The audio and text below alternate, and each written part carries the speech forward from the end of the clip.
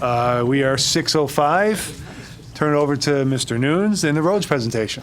Welcome, gentlemen. Good evening. Again, my name is Donald Nunes, Director of Public Works. I'm Josh Giannotti with VHB.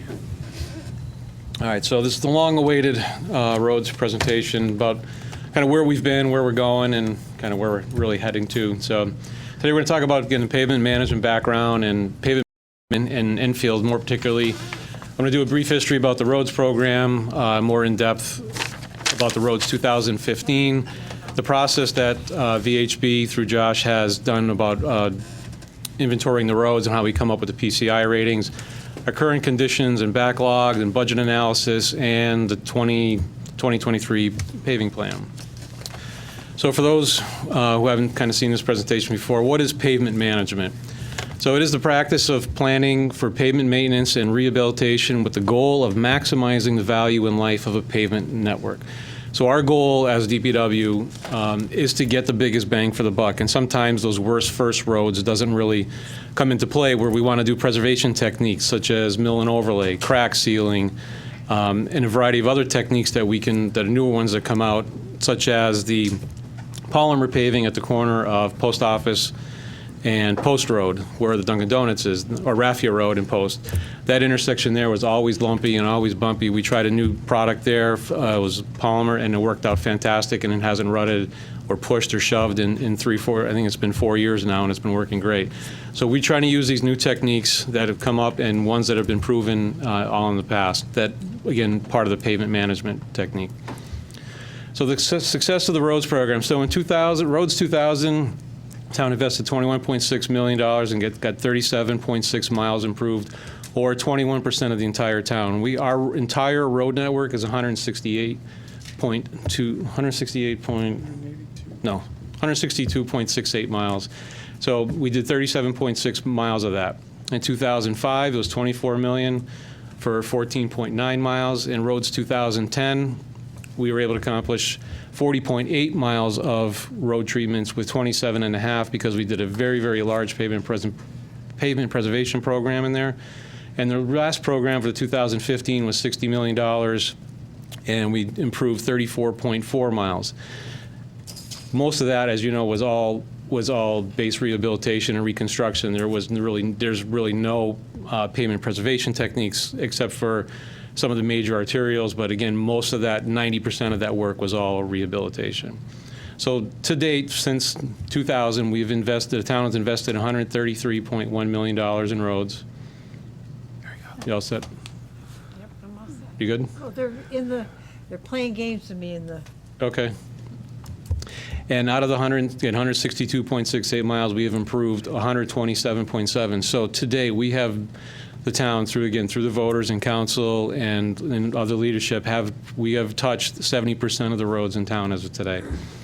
With the Roads 2020 program, we're suggesting, again, this is just the first cut at it, a $26 million program that will affect 26.7 miles, or another 15%, leaving just 15% of the town that hasn't been touched at all, which is an incredible feat when you think about the road network and all the things that we have done since 2000 to affect right now, as we stand now, 70% of the miles. It's a great feat.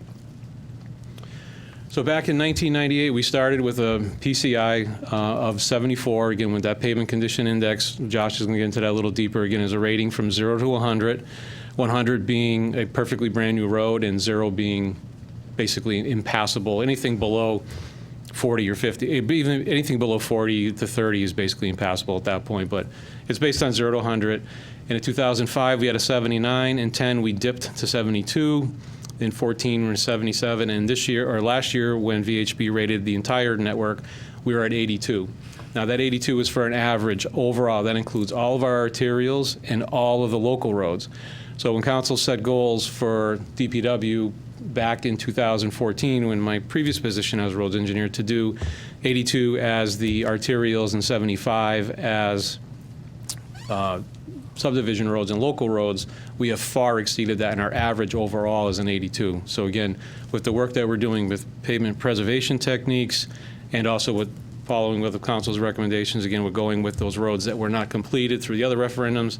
We have done, again, through this, an amazing thing. We're getting to an 82. So the roads 2015 review as of right now, out of the $60 million that was allocated and budgeted for this project, we have either spent or encumbered $58.5 million right now. The remaining $1.5 million still goes for salaries. We still have other things and other projects that are finishing up. So again, we're nearly spent on the $60 million. Some of the major costs that are incorporated into that $58 million are police traffic control. And yes, that is $1,054,000 that we have spent on just infield police. We have out-of-town police is $33,000, $33,23. Interest expense for the bans that were posted to get the project rolling. The net revenue, the net expense is $111,000. Culverts, Town Farm Road, folks remember on next to the east of Grassmere, that was only a 3-foot culvert. Now it is a 6-foot by 16-foot culvert. During the time when this campaign and we first started this project, that was acceptable. Deep and Army Corps sort of changed their requirements, and then we had to get it beefed up to then. Same with Bridge Lane. That was the smaller culvert, but at Bridge Lane right now is I believe is a 5-foot by 5-foot box culvert. Before it was a 2-foot culvert. Again, with other walls and other things that we've done for that. So that was an additional $345,000 that we weren't really factoring in. We were factoring a size pipe replacement for replacement. We weren't thinking 4 to 8 times the size of the current one.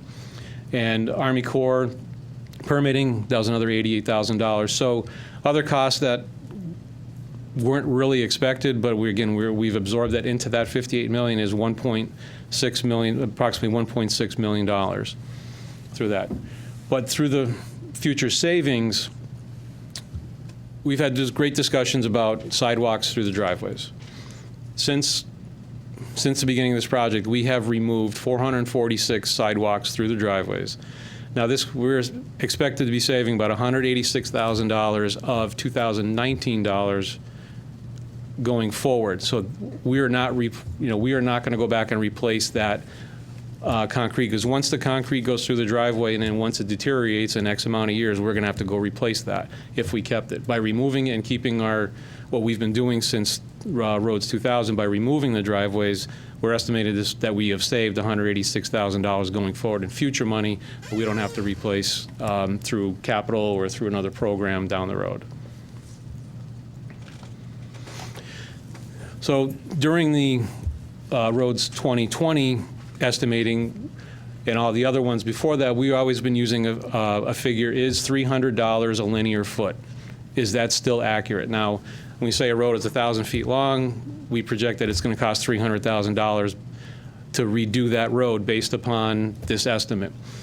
So after 27 projects, which were geographically spread out throughout the town, from Thompsonville down to Buckhorn and the likes, all different makeups, our average cost per linear foot to do any project is $289.41.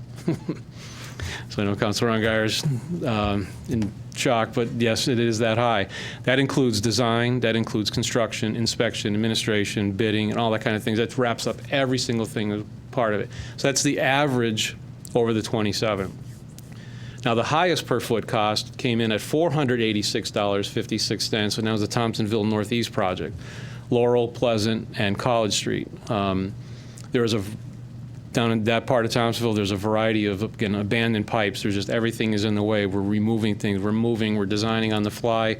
That was an extremely challenging project with the infrastructure that is typically left after gas abandons a line, the water company abandons lines. They just leave them there because some of it's transite. They don't want to deal with digging it up, so they leave it. They fill it with like concrete, a flowable fill, and they just leave it.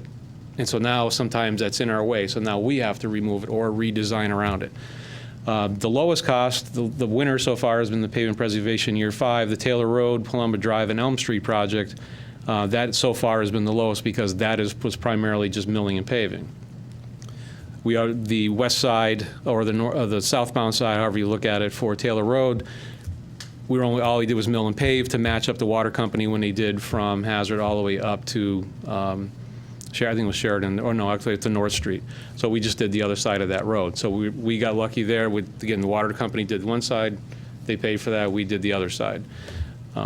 So that's the wide range of it. But again, we are still using that $300 now per foot. So we're hitting that target right on. And again, that's all inclusive. So wrapping up, so what's left for the 2015 program? St. James West, we are projected to complete St. James Avenue. So this is Councilor Denning, he's happy. Gandy Terrace and Carmilla Tellis, and what we're going to save for next year is going to be Joan Drive and Marshall Road.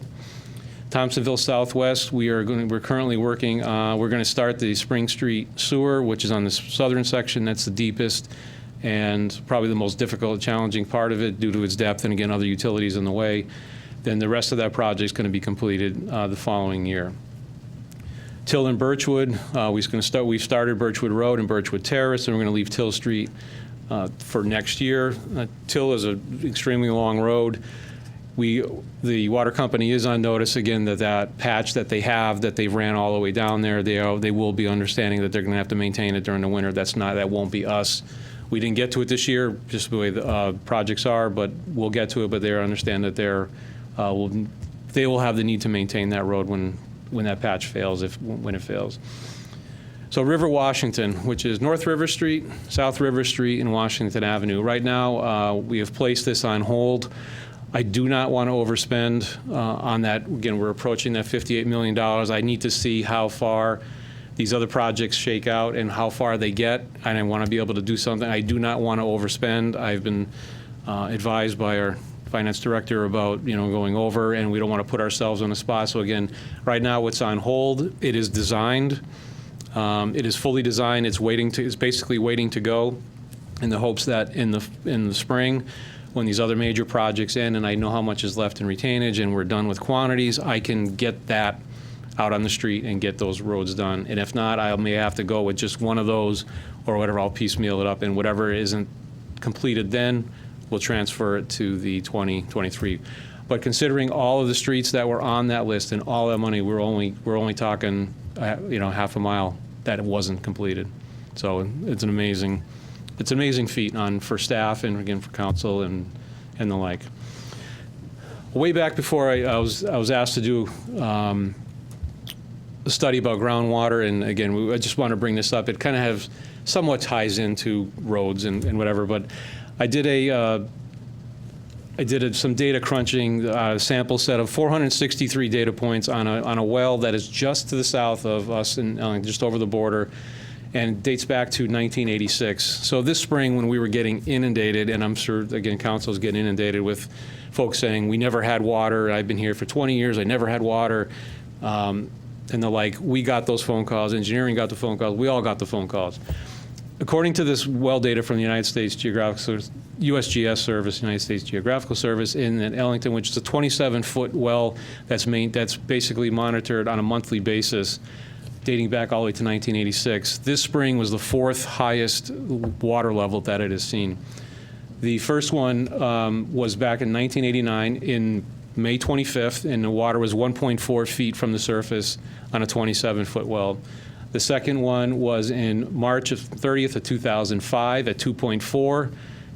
Another one in March 29th of 1993 was 2.67, and we were this year in April 29th at 3 feet from the top of the surface. So again, it is record 4th highest one in the last 33 years.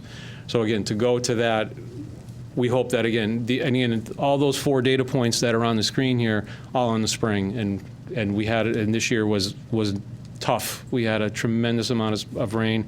Then we went into almost droughts for a while. We didn't get any rain for what seemed like months at a time.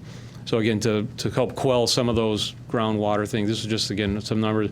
The data is really good, again, with 463 sample points, and all throughout 33 years, it's good records showing how bad this spring really was for groundwater.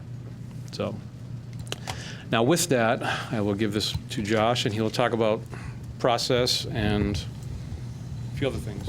Thanks, Donald. All right, so before I start going into the process that VHB went through this year, I just want to commend the town here and the councilors, the voters here, the DPW staff, all the elected officials that that allowed this roads program to be so successful over the years. VHB and myself included have given these presentations in a number of communities, hundreds of communities. We're not quite a national organization, but certainly have given these presentations hundreds of times in the state of Connecticut and all along the East Coast. And there is not a community of similar size that has been able to make the same commitment to their roads program or make the same investment to their roads program that we've seen. So I want to commend all of the folks here in town for a job well done. It's certainly exciting to give a message like this. So with that, I'll start with VHB's process. What we do when we start a project like this in Enfield, we've done work here before. So we sit down with Donald and his staff and we go through all of the work that's been done since we've been here in the past. And then once we compile our database, we go out and we analyze all of the pavement in town. We take that distress data. I'll go through these points in a little bit more detail in the following slides, but we take that distress data and we come up with that pavement condition index for each road. From there, we can define strategies and cost and run a little bit of analysis before we develop our list of candidate projects. So this is that first step, our pavement condition evaluation. So VHB here in Enfield does a boots on the ground approach. What we do is we actually send our engineers and technicians out to look at every road here in town, and we measure 9 different distresses. Our staff is walking and driving the routes. We collect detailed distress information that we punch directly into our technology, whether it's a laptop computer or a tablet, and it's uploaded directly into our database from there. Once we have all of that data, we're able to complete our network, and we go back out. We send a more qualified, or not more qualified, excuse me. We send a higher level seasoned engineer to go out and assess 10% of those roads to make sure that they're of the right quality. We have a pretty extensive handbook that talks through all of our distresses, so we like to make sure that all of that data is complete. So once we have all of our condition data, we're able to put it into our software, and it develops this pavement condition index. As Donald mentioned earlier, it's an index on a scale of 0 to 100. This is a good definition for it. It's a numerical index between 0 and 100 that is used to indicate the general condition of a pavement, 0 being impassable and 100 being newly paved. The PCI measures the type, extent, and severity of pavement surface distresses, typically cracks and rutting, and the smoothness and ride and comfort of the road. So one way that I like to describe this, it's very similar to the grading scale that you would see in school.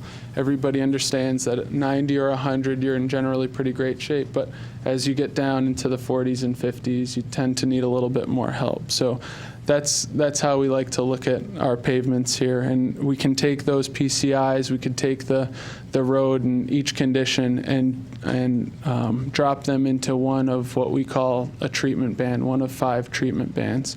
So it may be tough to see on the screen there, but this chart at the bottom outlines those treatment bands. So you can see at the top, and again, I'll go through these in a little bit more detail here in the following slides, but there's a band for a do-nothing condition, and we go through a routine maintenance condition, preventive maintenance, structural improvement, all the way down to a base rehab condition.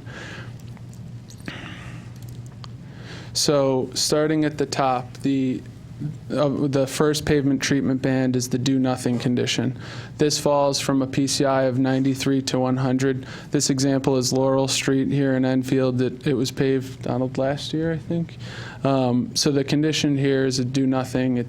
There's no work to be done here. It's in pretty great shape. Our next PCI band is the routine maintenance condition. This is Alden Avenue. It's a PCI of 88. This falls between 86 and 92. It may be hard to see here. There are a few shadows from the power lines, but there's some hairline cracking. At this point, we like to get out and do some of that routine maintenance that Donald was describing earlier when he was showing the pavement management curve. So the treatment here might be some crack sealing. Roads that fall in the PCI band of 73 to 85, we put them in the pavement or the preventive maintenance bucket. This road is Columbus Avenue. It's a PCI of 76. And the treatment option here would be any type of preventive maintenance or thin overlay that would work here in town. Here you can see it looks like a utility patch, and there's some more cracking. It looks like some crack seal has been done, but a little bit more extensive cracking. And as we continue to decline in deterioration, we get to the structural improvement condition. Here you start to see quite a bit more cracking around this manhole. It starts to, at this point, it's a little bit too far gone to do those preventive maintenance treatments. You get to the point where it's better to do a mill and overlay. You want to get in there and actually help the structure of the road rather than just keeping the water out of it and preserving the surface. So this is a mill and overlay treatment typically. And then lastly, we get into that 0 to 60 band, which is the base rehabilitation condition. This is the most extensive, most expensive treatment.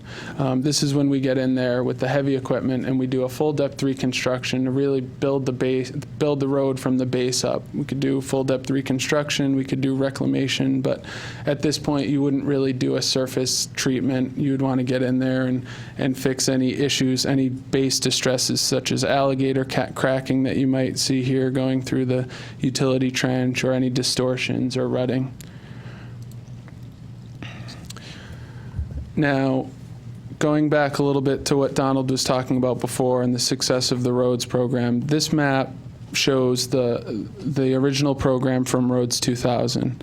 And we'll go through a cycle of maps here. You'll be able to see how the road program built on itself over the last 20 years. So here you see all the red roads.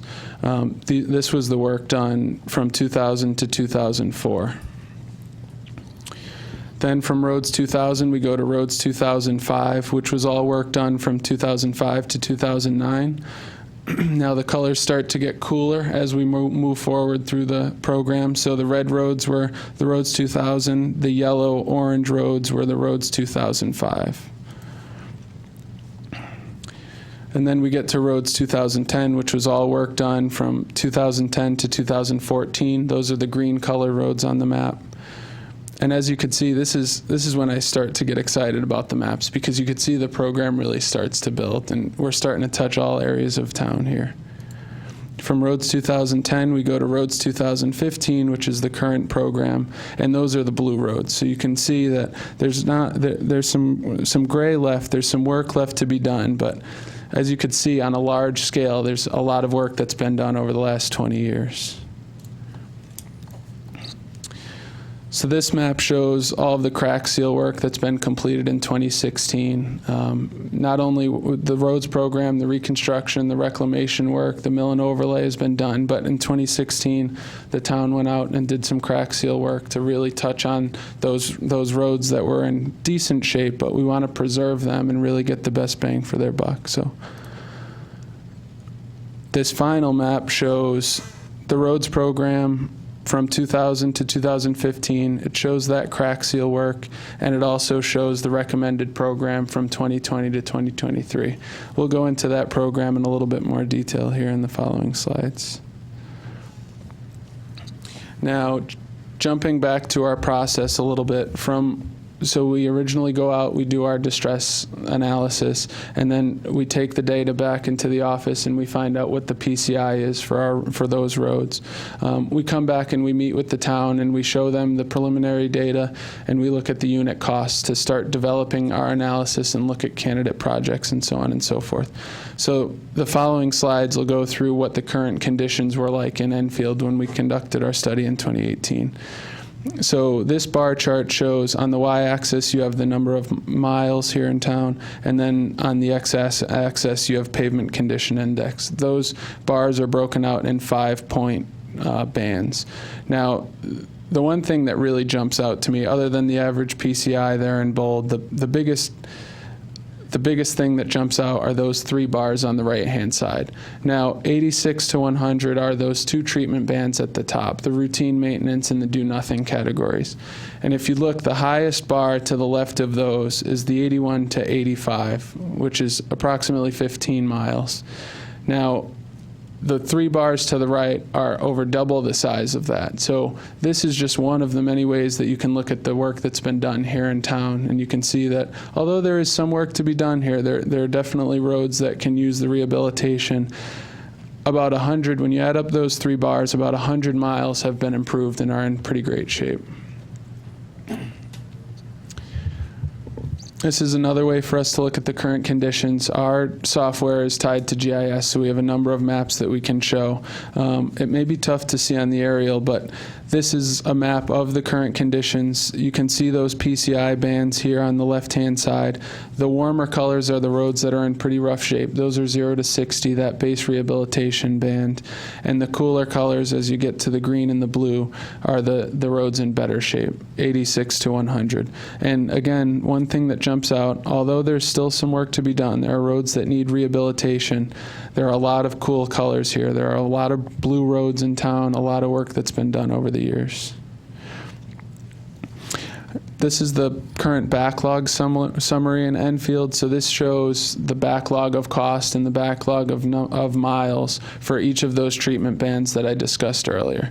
So again, you have the 5 treatment bands on the left-hand side. The cost, the middle column, is the number of dollars that it would cost to do all of the improvement required for each treatment band. So as you could see, the number of miles in the do-nothing condition are 68.6. And there are only 27.3 miles, which is work to be done, but 27.3 miles that falls in the most expensive condition. Now, one other way that we can look at this, that we like to look at this, are using these 2 pie charts. I like to compare the miles to the cost. And specifically, if you look at the routine maintenance band, or the do-nothing band, these are the cheap ones. Do-nothing, there's no work to be done. Routine maintenance is that cheap 75-cent per square yard to do the crack seal band. 15% of the overall miles here in Enfield could be repaired for only 1% of the backlog by cost. Now, conversely, when you look at the more expensive treatment bands, structural improvements 14%, but base rehabilitation is the big one. 15% of the miles in Enfield that require base rehabilitation would cost 70% of the overall backlog by cost.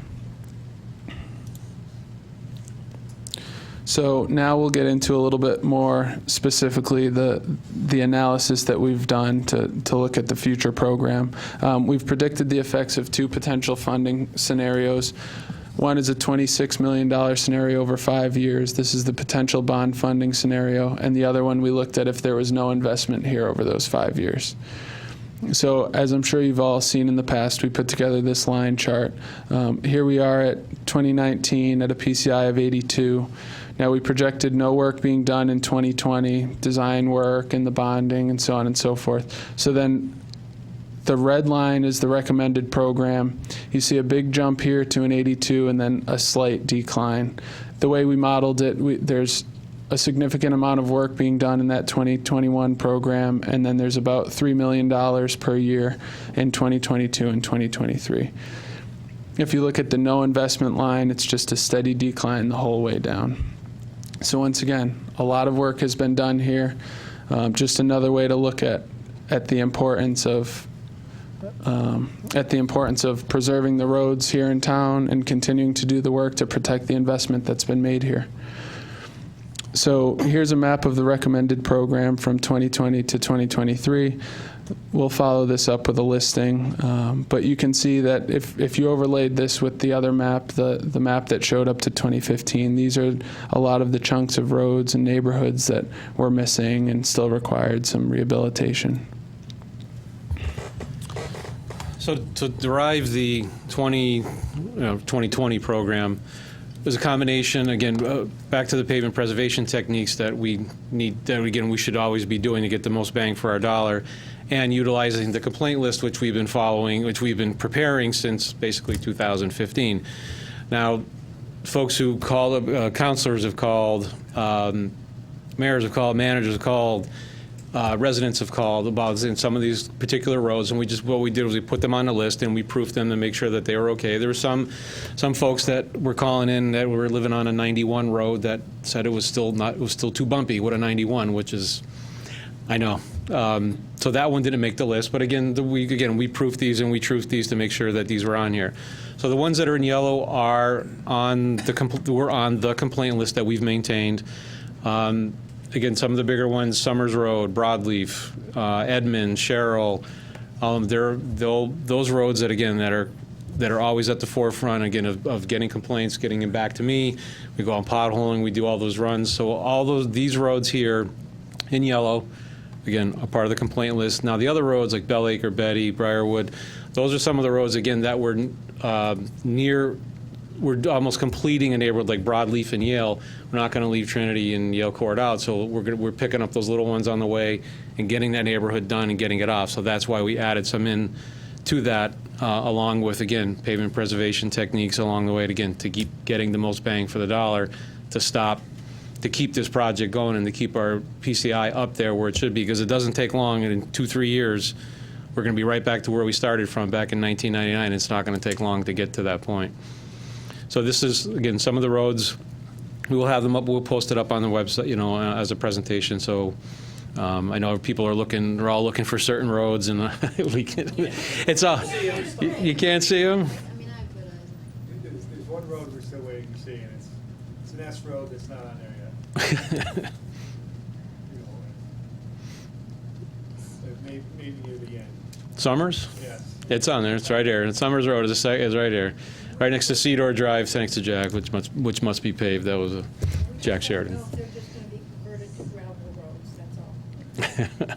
So again, all the hot button ones are on this list, and the other ones are on there for other reasons. Again, like I said, back to that neighborhood of Broadleaf, Trinity, Yale. So we have Trinity Drive on here. We have Yale Court. Yale's on there to go just finish that neighborhood. Pearl Street Extension, that whole section, that's all going to be gone, and we finish that neighborhood off, and we're done. George Young's not here. You have Holly Lane on this. Holly Lane is right here. And he'll be in a few minutes. Yes, so yes, Holly Lane is on the recommended list as of right now. Again, this obviously through other meetings and through other subcommittees, I'm sure that this list is going to be in flux and can change. But again, the primary ones to get those ones from council complaints all the time, those are the ones in yellow, and those are the ones that have been addressed. Willstar, Homestead, those are all in there. So, what's that? The gravel roads. Well, Pretty close. some of them are close. Some of them are close. All right. So concluding remarks. So again, the success of these programs back from originally was voted in 1999, the Roads 2000 program, has been made possible again by the voters, by town council, manager, and Department of Public Works. It's the commitment to the road network that has been shown over the last 20 years. So we need to continue this. It's not time to put the foot and the feet on the brakes right now. It's time to keep going and keep it going, because again, like those other models show, in 4 years we're going to be almost back down to 1999 numbers in that short amount of time. It's been a tremendous investment, and again, like Josh said, he's worked for hundreds of communities, and there's nobody doing what we're doing. And again, it's unmatched by any other community of our size. And back to my original charge back in 2014 when I was upstairs and as a roads engineer, it was the goal to get an 82 and a 75. And again, we have absolutely reached that and gone further than that again for that. So the future success of the roads programs, it depends on, again, there are many roads that need to be rehabilitated. And acknowledging Deputy Mayor Suzak, yes, there are many roads that are in near gravel condition. There are some in the 30s. We understand that, and those will be remedied at some, but we have to protect the investment that's been made so far, and I can't stress that enough. I've said it a lot of times. I just cannot say it enough. We really can't take the foot off the gas right now. Keep the projects moving. Enjoy that success that we've had, and just keep tackling those other roads which are in really poor shape. And at some point in the very near future, we're going to be at a point where we're starting over again, because we've done so much. We've done so many things to all these different roads. We're going to be at a point in another 5-10 years, we're going to be starting over and doing it all over again to keep that process going. One major benefit, I guess, of all the road reconstruction of doing the base rehabilitation, right now we know that there's all those roads, again, like Broadleaf, like Summers Road, the base is junk. We all know that, and that's what causes the stresses, and Josh can school you on all those stresses, how they happen, but primarily it's all just base failure. So by doing all this all the rehabilitation work, we're getting rid of that stuff and we're putting in gravel as it should be designed for a 20-year life, and we're putting in the proper amount of pavement. So next time we have to do a mill, an overlay, or a reclamation, we know that there's gravel there. We know we're not going to be, the price is not going to, it should not be as high as what we're doing now with all that digging out 18 inches down, put new stuff in. We shouldn't be doing that in the next, again, in the next couple rounds. We should be at that point where, again, we're just renewing and using what's there, knowing that we have good material there. So that's a real positive on that spend, even though we are spending $300-400 a linear foot to do it. We are doing that. So that is a positive of it. So again, congratulations to council with, again, supporting us in doing this, and the voters and the like, to get us at this point, again, where we are in the program and our road network. So thank you. Thank you for the presentation. Is there an update on Elm Street by the police department? So Elm Street in front of the police department, we were supposed to mill 3 inches from the entire section, about 800 feet from the intersection all the way up to pretty much the hazard. What happened was we milled 3 inches, we had breakthroughs. So the original, this is where we go back to what I was just saying about the benefits of doing all this road construction correctly now. When we milled it off, we had breakthroughs. We were right down to dirt. There's supposed to have been 5 inches, there was 3, if that, in certain locations. So what we did was we ripped it all out. We put in the proper amount as a base, so when we go put the 3 inches back, the 2 inches, the 3 inches we put down, plus the other 3 that we're going to put on top is going to make the road appropriately designed, it has a proper thickness for the amount of travel and the amount of vehicles we have there. So that is what happened on Elm Street by the police station. Yeah, I got a question on Columbus Ave. Them streets weren't done that long ago, I don't believe, and I seen a patch that didn't go curb to center line. So, does that qualify for our curb to center line on that, for the PCI? I don't know what Columbus Ave's PCI is. I can look it up and I can get back to you. And if it after. doesn't, maybe we should be thinking about maybe dropping our PCI, because that road's not that old. And, you know, we should probably be doing more curb to center lines for our streets, especially when something's not that bad.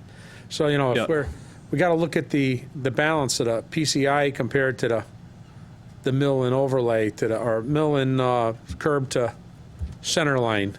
So I'd like to look into that one anyway, because I don't think that road's that old. Okay. And then Kelly was here last meeting, and she asked if we could use something like we did over on Campania, or Catalina, right, down on, and we also did it over on Mullen Road, but not quite to the thing what she was saying. We got the water company, it's got to go back there and patch all them roads. So at this point here, the roads are so bad that if we can get the water company to foot a little bit of the money and then do something even to make them roads so they're passable till we can get to the project like we did on Mullen Road, I was wondering if, and I asked to get a price on that and what they were going to pay and what it would do just to make that road passable. You know, maybe even just overlaid, even if you know it's not going to last 20 years, but the people need to get down their street. We did reach out to Connecticut Water at the time, and I think they will chip in. I think one of them was 4%. I submitted to Chris, they're 4% or like $30,000 for one project and 40 for another. So they're not going as wide or as big as what happened on Catalina with all the blowouts that happened. And so they're keeping it a very tight trench. So yes, if you want to go with the $30,000 or $40,000 route, we're still on the hook for rehabilitation for Right, but what I'm saying is, can we do something to make that road at least passable for a couple years, like a thin overlay on it, even though you know it's not going to hold up very long, but at least buy us to the next round of construction. And I mean, and at this point here, some of these roads, we don't even know if they'll ever come, if it's going to make it through a referendum. So we got to start thinking about some kind of way, even though it's not textbook or what we want, but to preserve some of the roads. And it just may even be Summers Road. We're going to have to either do a grind on it or just a quick pave to get a couple years out of it. I know it's wasting money, but these roads that are almost impassable now, we have to do something, even if it's not the right thing, because we don't know if that next referendum's going to pass. All right, so yeah, so Connecticut Water, again, their participation was 4%, and at the time, it just seems like we would be 4% over that whole project is, I mean, it's something, but it isn't going to accomplish anything. Well, right, And to do it right, but I'm to do it talking- correct, right? So do it correctly, but I'm just afraid that we're going to be, again, we're not budgeted for the balance of that. So Summers Road, I think I came up with an estimate around $400,000 to reclaim it, and to do what we did on Catalina and Mullen Roads to reclaim that road and pave it, because again, fortunately, there's not many. There's no really drainage, and it's very limited out there. That would be a perfect application for it. But again, that's $400,000 that I cannot take out of the roads account to go do that. That's something that would had to be taken out of another account, whether it's a sinking fund or whatever. But that needs to be the direction of council through the manager. What about oiling and stoning it for now, just to try to hold some of it together? Go in there, patch up let them put their patch in it, because the road is junk. So I can't see them spending whatever money they're going to spend.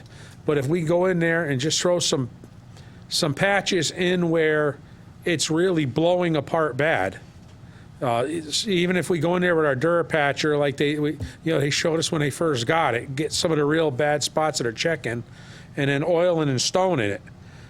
Something's got to be done to these roads. We got to do something, because they're just so bad.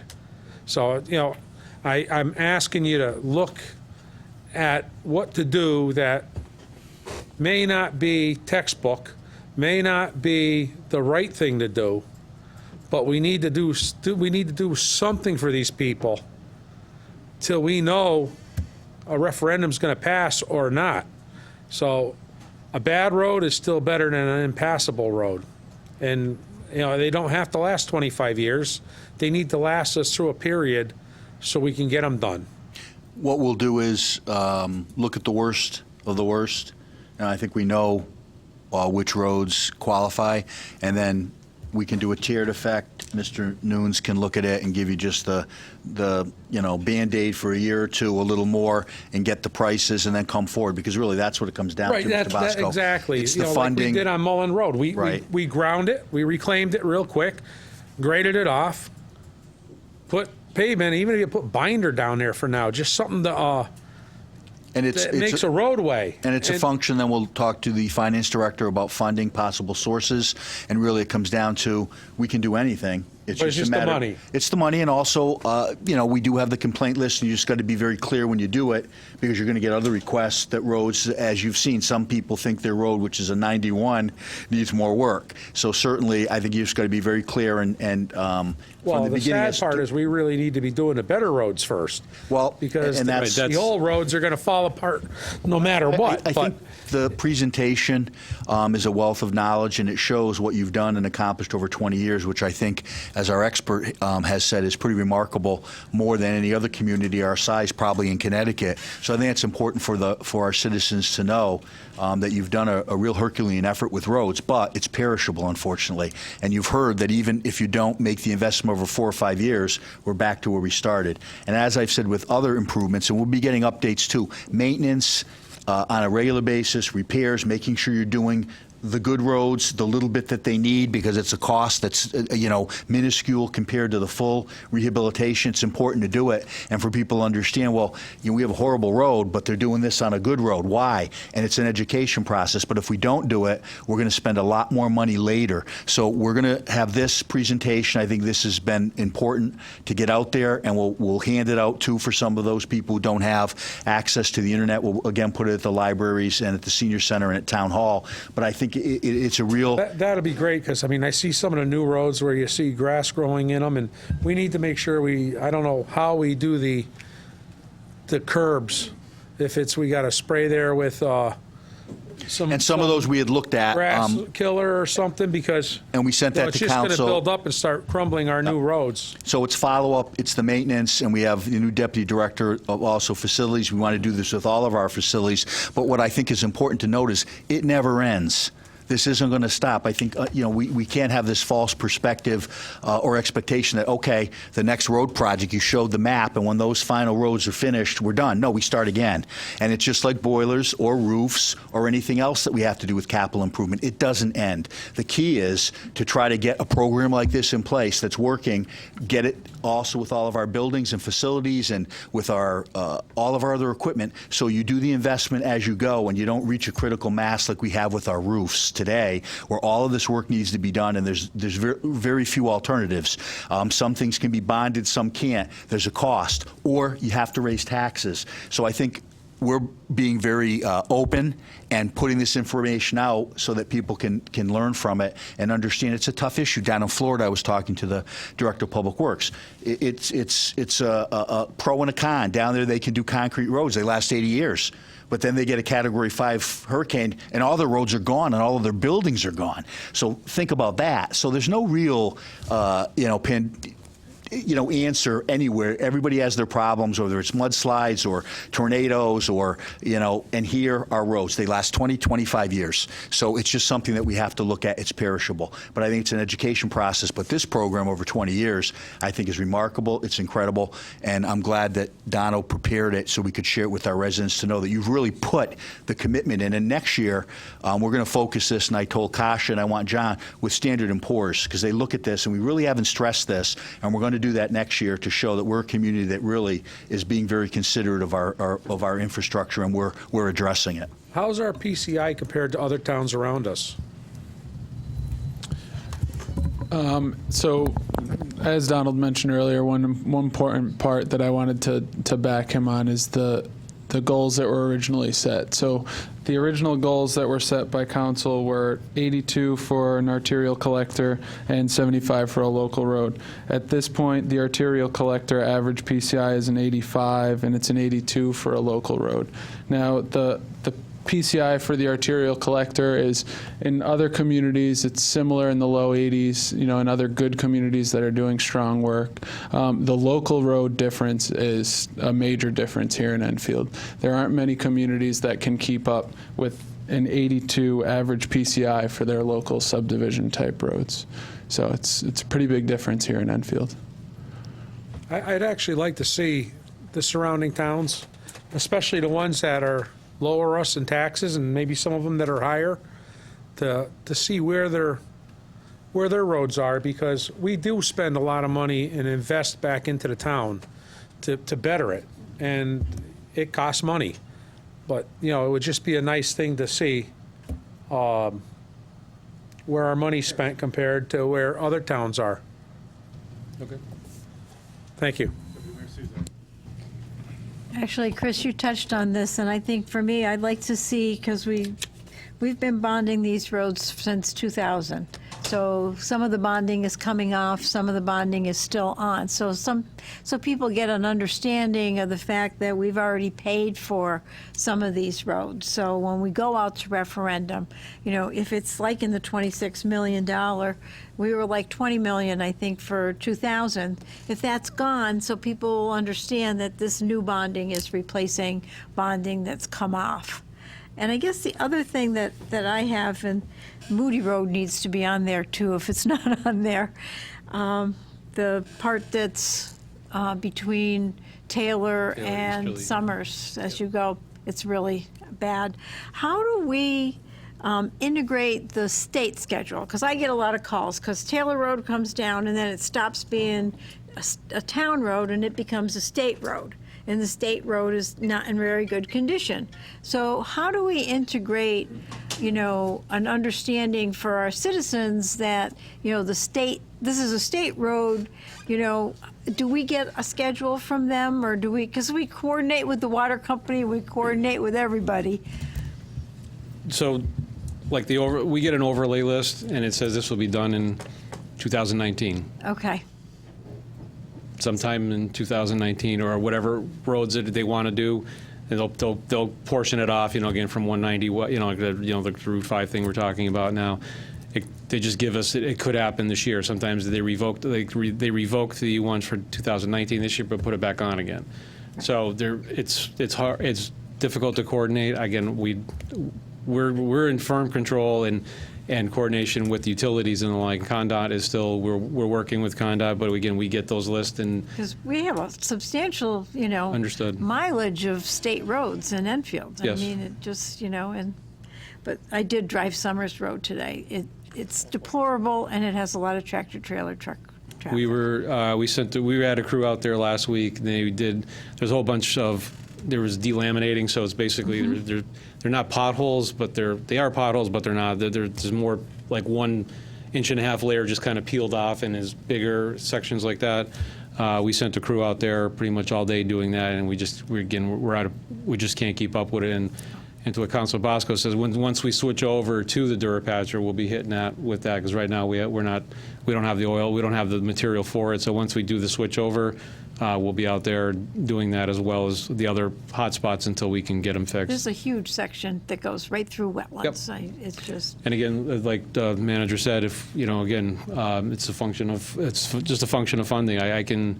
I could possibly pull that off again if we come up with $400,000 or $500,000 to go do that. really real good quick. presentation, a good understanding of, where have we gone in 19 years. Thank you. Thank you, Josh and Donald, for that presentation. We get so many questions about the roads and where you're at with that, so I appreciate that. And thank you for saying that you'll have hard copies available for those that don't have access to the internet. But could you repeat where this information can be found and how residents can look that up for themselves and see what streets are on that list? Yeah, I'm going to put it up on the DPW website, and And we'll post on the town manager. We have a separate page for all these presentations. It will be there as well.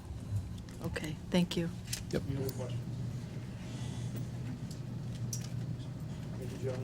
All right. Thank you.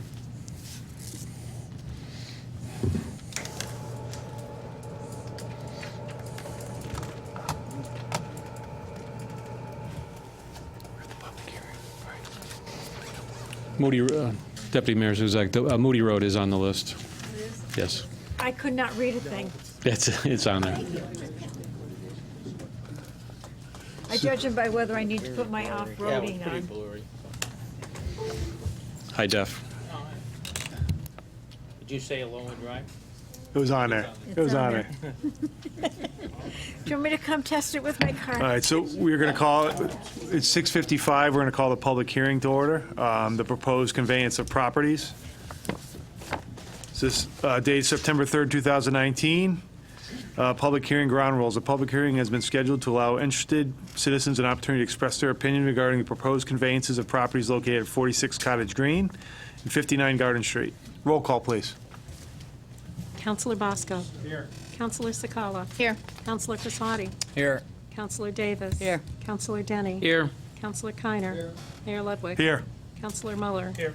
Councilor Thraza. Here. Deputy Mayor Suzak. Here. Councilor Ungary. Here. There's 11 members present, none are absent. The following notice of public hearing was published in the Hartford Courant Friday, August 23rd, 2019. Town of Enfield legal notice, the Enfield Town Council will hold a public hearing in the Enfield Town Hall, Council Chambers, 820 Enfield Street, Enfield, Connecticut, on Tuesday, September 3rd, 2019, at 6:50 p.m. to allow interested citizens an opportunity to express their opinion regarding the proposed conveyances of properties located at 46 Cottage Green and 59 Garden Street. The information, for any additional information, please contact Nelson Terricio, Department of Economic Development, Economic and Community, Deputy Director of Economic and Community Development at 860-253-6391. Submitted by Suzanne Olnicki, Town Clerk, dated August 6, 2019. Ground rules, there's no limit, but we ask each person not to take up too much time, so everyone have an opportunity to speak. After each person who desires has one chance to speak, we shall permit those individuals who desire a second chance. For individuals who desire a second, we also shall permit those individuals desire a third or fourth time. Please refrain from personalities. We open up this public hearing again specifically for the properties of 46 Cottage Green and 59 Garden Street. Would anyone in the audience like to speak specifically on this public hearing? Anyone in the audience like to speak specifically on this public hearing? Going once? Going twice? We declare the public hearing closed. We have 2 minutes for the regular meeting, so quick recess, and we'll start the regular meeting at 7 o'clock.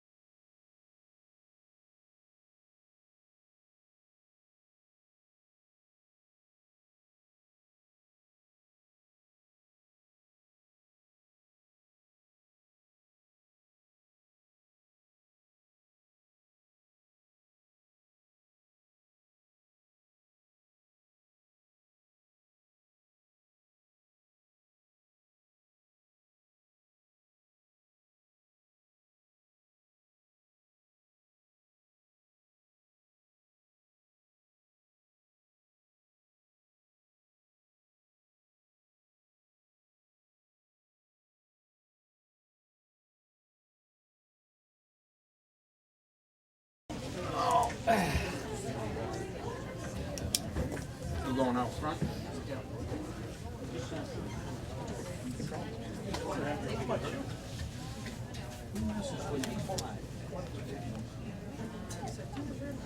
Lucian, come on up.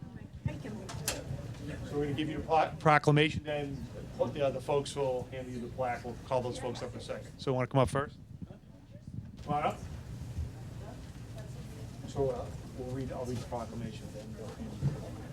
Okay. All right. Can folks hear me? All right, so we're here to honor Mr. Lucian Lefebvre. If anyone knows Lucian, he's a gentleman. He's a very kind individual. And if, again, anyone who deserves this award or amplifies the veteran community in Enfield, it's Lucian. So it's an honor for me to read this proclamation for you. Right after this, you'll have members from the Patriot Committee hand you. Sorry, I have to have the mic in front of me. Apologize. I have to hand you the plaque. But again, couldn't be for a better individual. And keep up the good work, sir. Proclamation honoring Lucian Lefebvre, Enfield's patriot. Whereas during the American Revolution, the French notion of patriotism took root among colonists, and since that time, patriotism has come to mean many things to many Americans. Whereas selfless and anonymous acts of heroism and charity are a vital thread that binds and strengthens our community while defining us as a nation, and whereas the Town Council of the Town of Enfield wishes to give an annual award to a member of the community considered a true patriot by virtue of their service to the community, state, and nation. Whereas Lucian Lefebvre meets that criteria set forth by the Enfield Patriots Award Committee as a retired First Sergeant of Connecticut Army National Guard, an Iraq War veteran, committing himself as a servant to his country and to his community. Whereas Lucian has served as a post commander for John Macholik, American Legion Post 154, organized the annual Four Chaplains Mass held at St. Patrick's Church, is a member of the Enfield Veterans Council, as well as both the Disabled American Veterans and Veterans of Foreign War Organizations. Whereas Lucian has worked with Congressman Joe Courtney's office, with State Representative Kara Hall, to ensure that veterans are honored not only in life, but when they are laid to rest, with an award ceremony recognition, assistance with veteran compensation claims, funded military funerals, performance of military honors, and helping to coordinate both the Memorial Day and Veteran Days Parade. Whereas Lucian has been a volunteer firefighter, Cub Scout leader, Special Olympics volunteer, donated his time to the Enfield Soup Kitchen, and has most recently established a monthly program at Parkway Pavilion to visit resident veterans. Now, therefore, I, Michael Ludwig, the mayor of the town of Enfield, on behalf of the Patriots Award Committee, do hereby congratulate Lucian Lefebvre on being the recipient of Enfield's annual Patriot Award, commending him for his patriotism, and thank him for his personal commitment to the citizens of our community. Well done.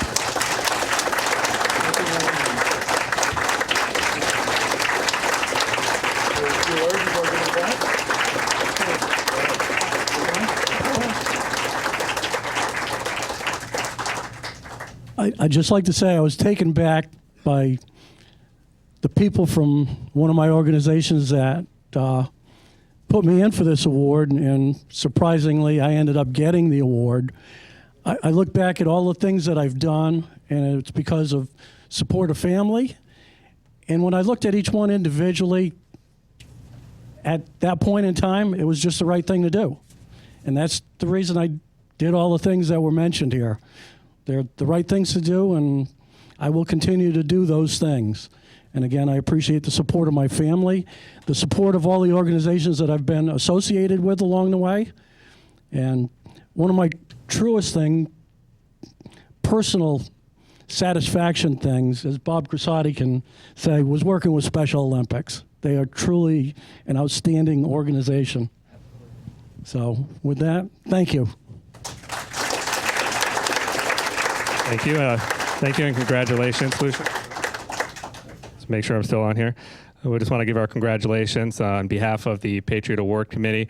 On the Town Council, we have Lori Ungeyer and Liz Davis. From the Veterans Council, Iggy Maniscalco and Frank Pacini. We have our community liaison, Kelly Davis, sorry. And we have the 4th of July Celebration Committee with me, Scott Copen. On behalf of all of us and on behalf of your community, we just want to give you a heartfelt thank you. Thank you. And while I'm here, just so that everybody can see, or you can't see the plaque, so I can read it to you. The Town of Enfield Patriots Award presented to Lucian Lefebvre in recognition of your patriotism to both community and country, 2019. Thank you.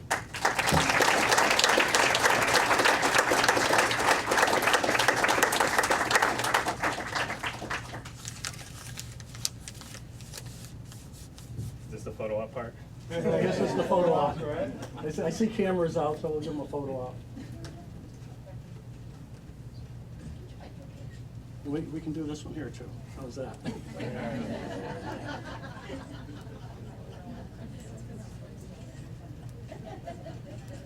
In the military, we always called the grip and grip.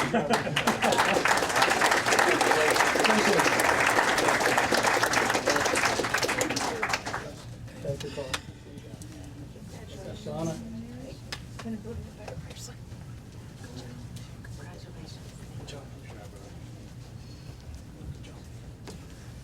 Well deserved. Eddie? Yep, thank you. Congratulations. Thank you, Donna.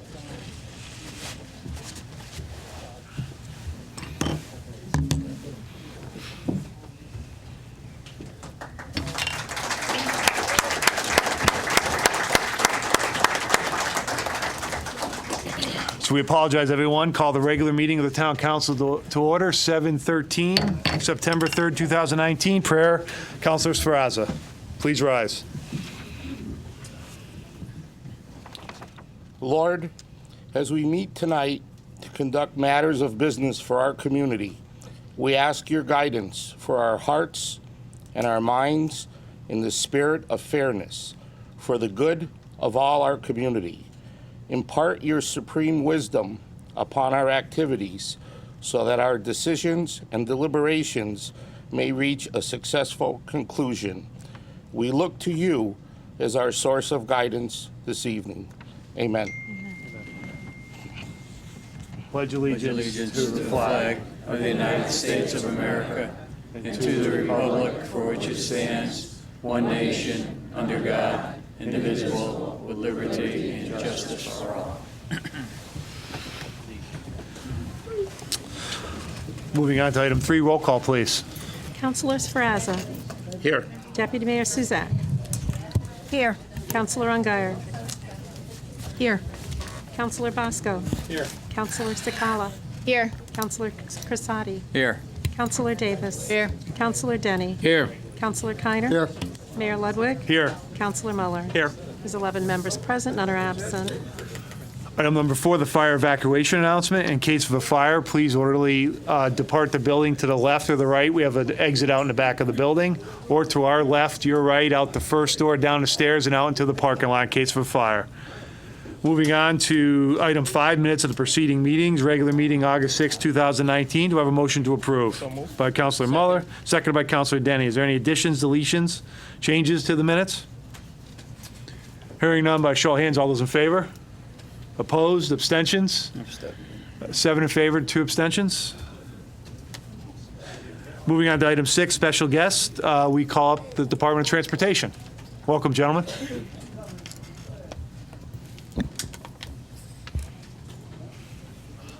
Mr. Mayor, just while they're setting up, we welcome them. We thank them for their attendance this evening. As long as it's bright. Yeah. Welcome back. If it's bright, go ahead, speak in. Yep. Good evening. You're glad you're in. Good. All right. I believe you received a project description prior to this meeting, so briefly I'll recap.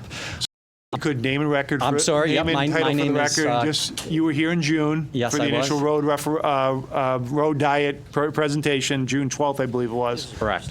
And so appreciate you coming back. Yep. Ken Lucier from the Connecticut Department of Transportation. I'm joined by Chris Granatini from Ty and Bond Engineers.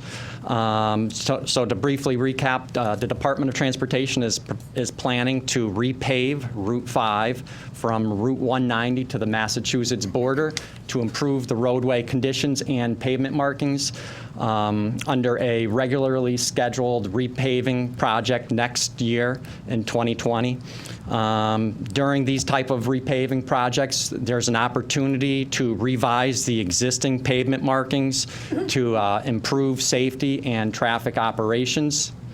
The 1.6-mile segment between Grant Street and University Place was identified as having the potential to be converted from a 4-lane roadway to a 3-lane roadway consisting of 1 travel lane in each direction, a left turn lane in the middle, wider shoulders to accommodate pedestrians and bicyclists.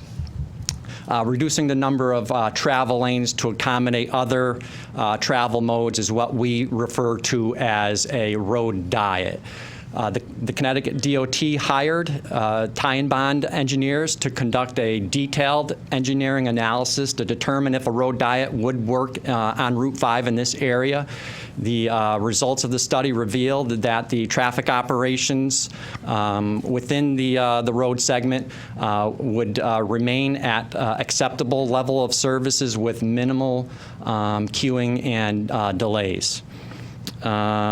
We have an opportunity to make Route 5 a more community-focused, complete street environment that could accommodate all road users. 4-lane undivided roadways typically experience a higher number of crash frequencies, which results in crashes between high-speed through traffic, left turn traffic, and other road users. As you had mentioned earlier, we were here back in June and presented the road diet concept to the public. There were a few in the audience that were skeptical of the road diet and its potential impacts on the roadway network. However, we feel that the road diet would make Route 5 a more safe and accommodating roadway for all users. With that, I'll turn it over to Chris Granatini from Ty and Bond, and he'll go over a little more about the proposed road diet. So, Chris Granatini, I'm a senior project manager with Ty and Bond from Middletown, Connecticut.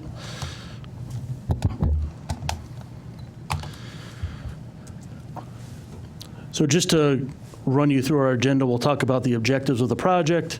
We'll just tell you how we got to this point in the study, a brief about the engineering that we looked at, and then the conceptual design. So the objectives, we're looking at this process statewide, so this is not just isolated to Enfield. We're looking at the entire state for road diet candidates, where we're looking to convert multi-lane roadways and reducing the lanes to make them complete streets. What we do is repurpose the available width to other users, so whether it's wider shoulders for bikes, for parking, transit uses, et cetera, with the goal of reducing travel speeds, reducing the severity and frequency of crashes, and improving mobility. And this, as Ken said, this is a low-cost, basically a no-cost improvement because the work is going to be done. The paving is going to happen, and so it's just a decision whether or not how we stripe the road when the project's complete.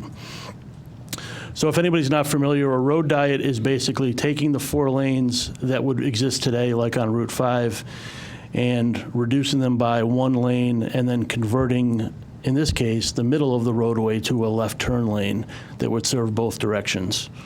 You know, the advantages are improving safety.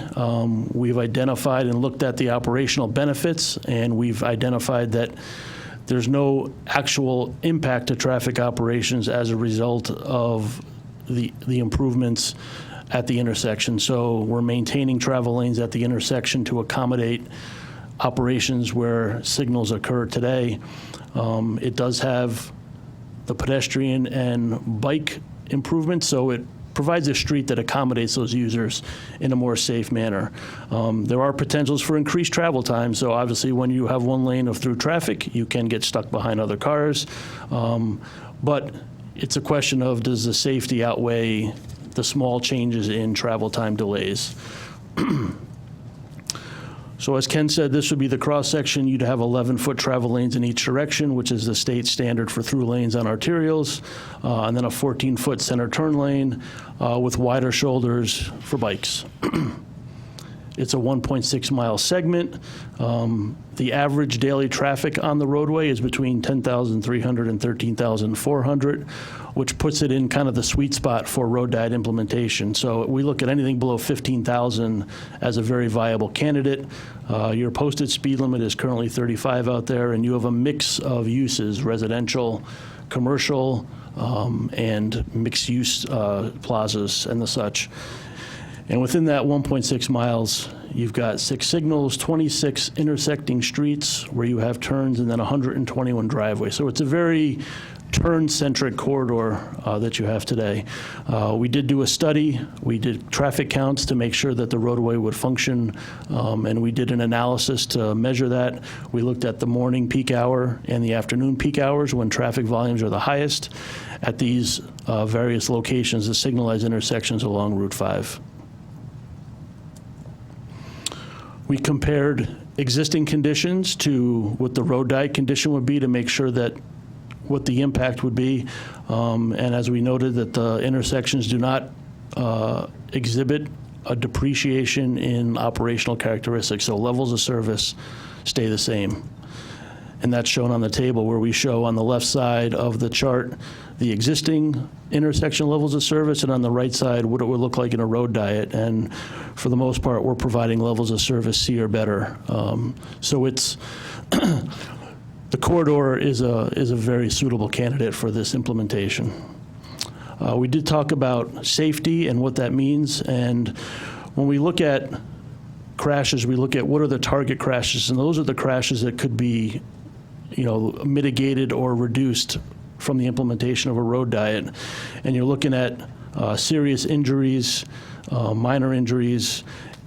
And what this shows you is that 100% of the serious injuries are target crashes, so they could be mitigated from a road diet. 81% are minor injury, which could be reduced as part of a road diet implementation, and 64% were property damage only. So this is showing that of the total, these are the percentages of the total crashes that could be positively affected by implementing a road diet. And just to show you what this could look like, we just show the pavement markings. So you start the 3-lane section just north of Grant Avenue. We maintain turn lanes at intersections in order to accommodate traffic operations. So you see left turn lanes and right turn lanes. And then we extend up through Brainerd Road before we transition back to the 2-lane section that exists today at the north end of the project area. So that was our brief presentation, and we're here to answer any questions that the town council has. Thank you, gentlemen. Any questions? Councilor Sferrazza. Thank you, gentlemen. I just have a couple questions. You referenced a lot that you did studies on traffic. I think you said 10 to 13,000 cars. Did you do any study on pedestrian or bike traffic in this 1.6 proposed area? Did you do a study on that? So our traffic counts were collected during the morning and the peak hours in the morning and the afternoon. And if, I don't have the data in front of me, but we did identify that there are pedestrians using the corridor, there are bicyclists using the corridor. And actually, coming up here tonight, 2 of the gentlemen on the team said that they saw some bicyclists on Route 5. So okay. They're there. Yeah, we know they're there. That's kind of anecdotal, but is there a study that says between these hours we have X amount of people using the bike path? Have you done that? So part of the issue is that Route 5 is not really a corridor today in its current configuration that accommodates bicycle traffic safety. So if you're a cyclist and you're riding on Route 5, you have narrower shoulders to contend with and 4 lanes of traffic. So it's hard to just say, well, there's no bicyclists there today, so why would you do this? Okay. Because the road doesn't accommodate them safely in a way that they would feel safe. So data has shown that following the implementation of these road diets across the country, that those users then feel more comfortable using the corridor. So my second question is, I think you used the term most intersections would stay the same, it wouldn't be impacted. So to me, when I hear the word most, it doesn't mean all. So which intersections would be impacted? So as I showed in the table, not sure if you could see the table or not. What's up on the screen? Can you, or? I can't read it. I guess the audience can, but I don't need the detail. I'm just saying when you say most intersections, yep. So that means some are going to be impacted. So when we look at traffic operations, we use levels of service. And we give letter grades from A through F, just like they do in school. So an A is, great operating conditions, and an F is failing operating conditions. And as engineers, we look to provide operating conditions that are at least a D or better, and we consider those fair to good operating conditions. And as shown on the table, the only location that has a drop in level of service is the Route 220 intersection that goes from a level of service B in the morning to a C in the morning. So none of the locations have poor traffic operations at any point based on our studies. They're all C's, B's, or A's. But Route 5 in Elm would be the one with the lowest grade. And it's not even a low grade. It's considered good operations. Okay. And we feel that the changes that we make in the pavement marking plan at that location would help some of the issues that we heard about. For instance, people cutting through the CVS parking lot to make the corner. As part of the pavement marking plan, we would stripe a right turn lane, which isn't there today. So today you have through lanes, and the right turn traffic that wants to go and take a right on 220 is stuck in through traffic. This would give them the opportunity to get into the right turn lane, an exclusive lane for that movement, and make their turns that way. And excuse me if I didn't hear you correctly, but did you say, and it's interesting because I have that as a concern, that one of the offshoots of this may be increased traffic time delays. Did you say that? I said there could be increased travel times. Travel times, that's what I meant, travel times. Okay. So that's actually one of the concerns that I've heard from people, is that if you have a one lane going northbound now, and that car, for whatever reasons, going 15 miles per hour, that's going to impact everybody behind them. So that whole lane now is going to be at that speed. Am I right? Or it would operate just like every other. Well, not now. Two-lane roadway. 2 lanes, so you could Understood. pass. No, you're not going to be able to do that there. Correct. Number two, we have so capacity. Let's talk about capacity. So we have 2 lanes going north, 2 lanes going south. We have X amount of cars on both lanes. Now we're going to combine 2 lanes of traffic into one. Is it safe to say that that 1 lane now will have increased capacity? Because you're taking 2 lanes of traffic, putting them into one. So is that a safe statement, accurate statement? You'd have increased capacity in that single lane now. You'd carry the traffic on the roadway today in 1 lane in each direction, correct? Which would be, right. You would, and as we show in the table, the operating conditions at the intersections are shown to, except for the one location at 220, which I referenced, Yeah. all the other intersections are shown to operate the same way they do And those today. are intersections. I'm concerned about the people that live on Route 5 Yep. and have to get out of their driveways and all the cross streets. Is it going to be a little more difficult now with the increased capacity to find gaps to get into that lane? I would contend that it would be easier because you're not having to process 2 vehicles coming at you from one direction, and if you're turning left across the road, you're then dealing with 2 lanes coming at you from one side, and then whatever traffic is coming at you from the other direction. So you're now reduced to having to look at 1 lane coming at you from one direction and 1 lane from the other direction. You would have the center turn lane where you could turn into that lane first and then merge into the direction you want to go today. And as I said when I started out, the road is carrying between 10,000 and 13,000 vehicles per day. And roads like that don't need 4 lanes to carry the traffic. So, the road diet sweet spot is less than 15,000 ADT, and that's where we're at. So you would have more cars in those single lanes, but you would have a safer turning condition, and the road capacity would be able to handle the volumes based on the single lane in each direction. Okay. So I did a little research into this, so believe me, I'm not an expert in this, but this is what I could gather on my own. And this information comes from the Federal Highway Administration, a report they put out in 2014. Are you familiar with the term lane miles? what that means? Have you ever heard that term? Could you explain it to everybody, please? What's a lane mile? It's a mile of lane. So if you have one lane and it's a mile long, that's 1 lane mile. Okay, so the reason I'm asking that question is what I read, and I don't know if that's the case, maybe you can answer it for me. In some states that have instituted this road diet, lane miles are sometimes used as a measurement to calculate budgets for maintenance activities on a road. Lane miles are defined as those miles used for motor vehicle traffic only, not bicycle lanes or pedestrian lanes. When a road diet is introduced, you're going to lose 1/4 of lane mile, because now we're not going to count the bike lane anymore, so we're going to lose 25% of lane miles. In Connecticut, does that translate into reduced maintenance budget for that road?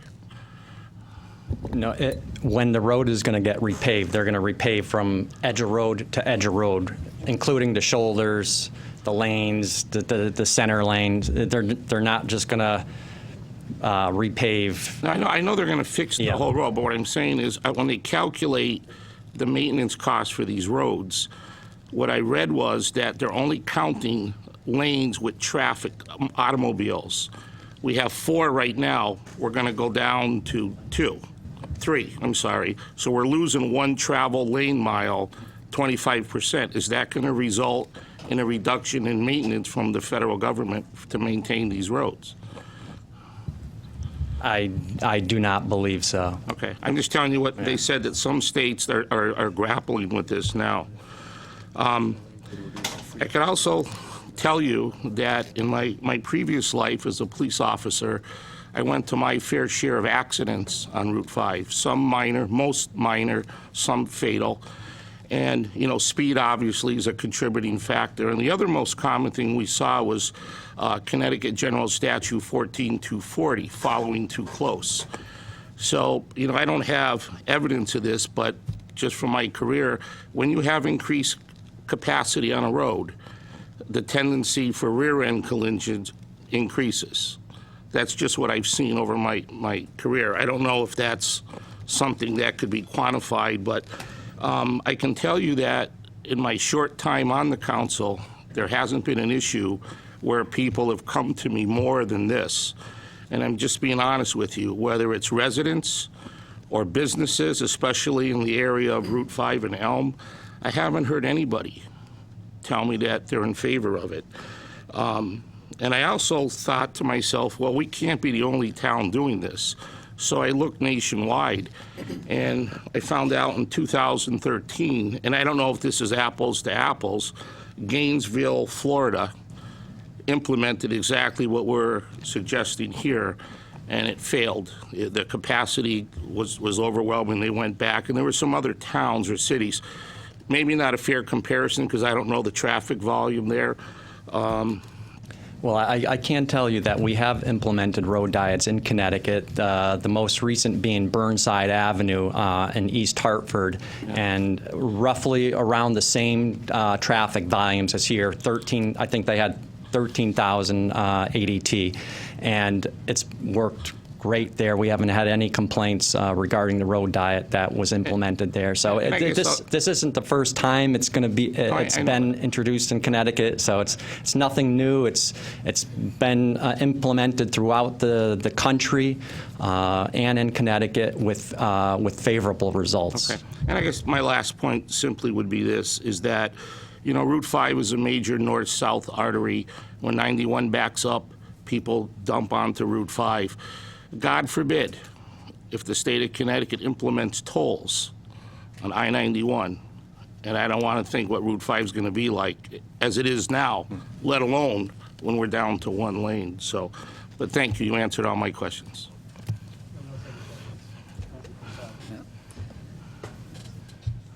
In your presentation, you had mentioned the reduction of travel speeds on the road. And you're also talking about mobility. Can you explain a little more what you mean by mobility within that stretch? You know, you're going from 4 into 3. Are we talking about mobility of being able to make an easier left-hand turn?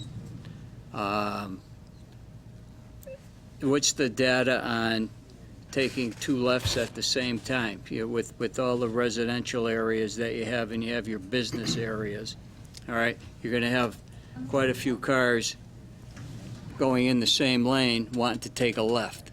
You have any data on the safety of that? Well, there are studies that have revealed that the common left turn lane has reduced overall total crashes.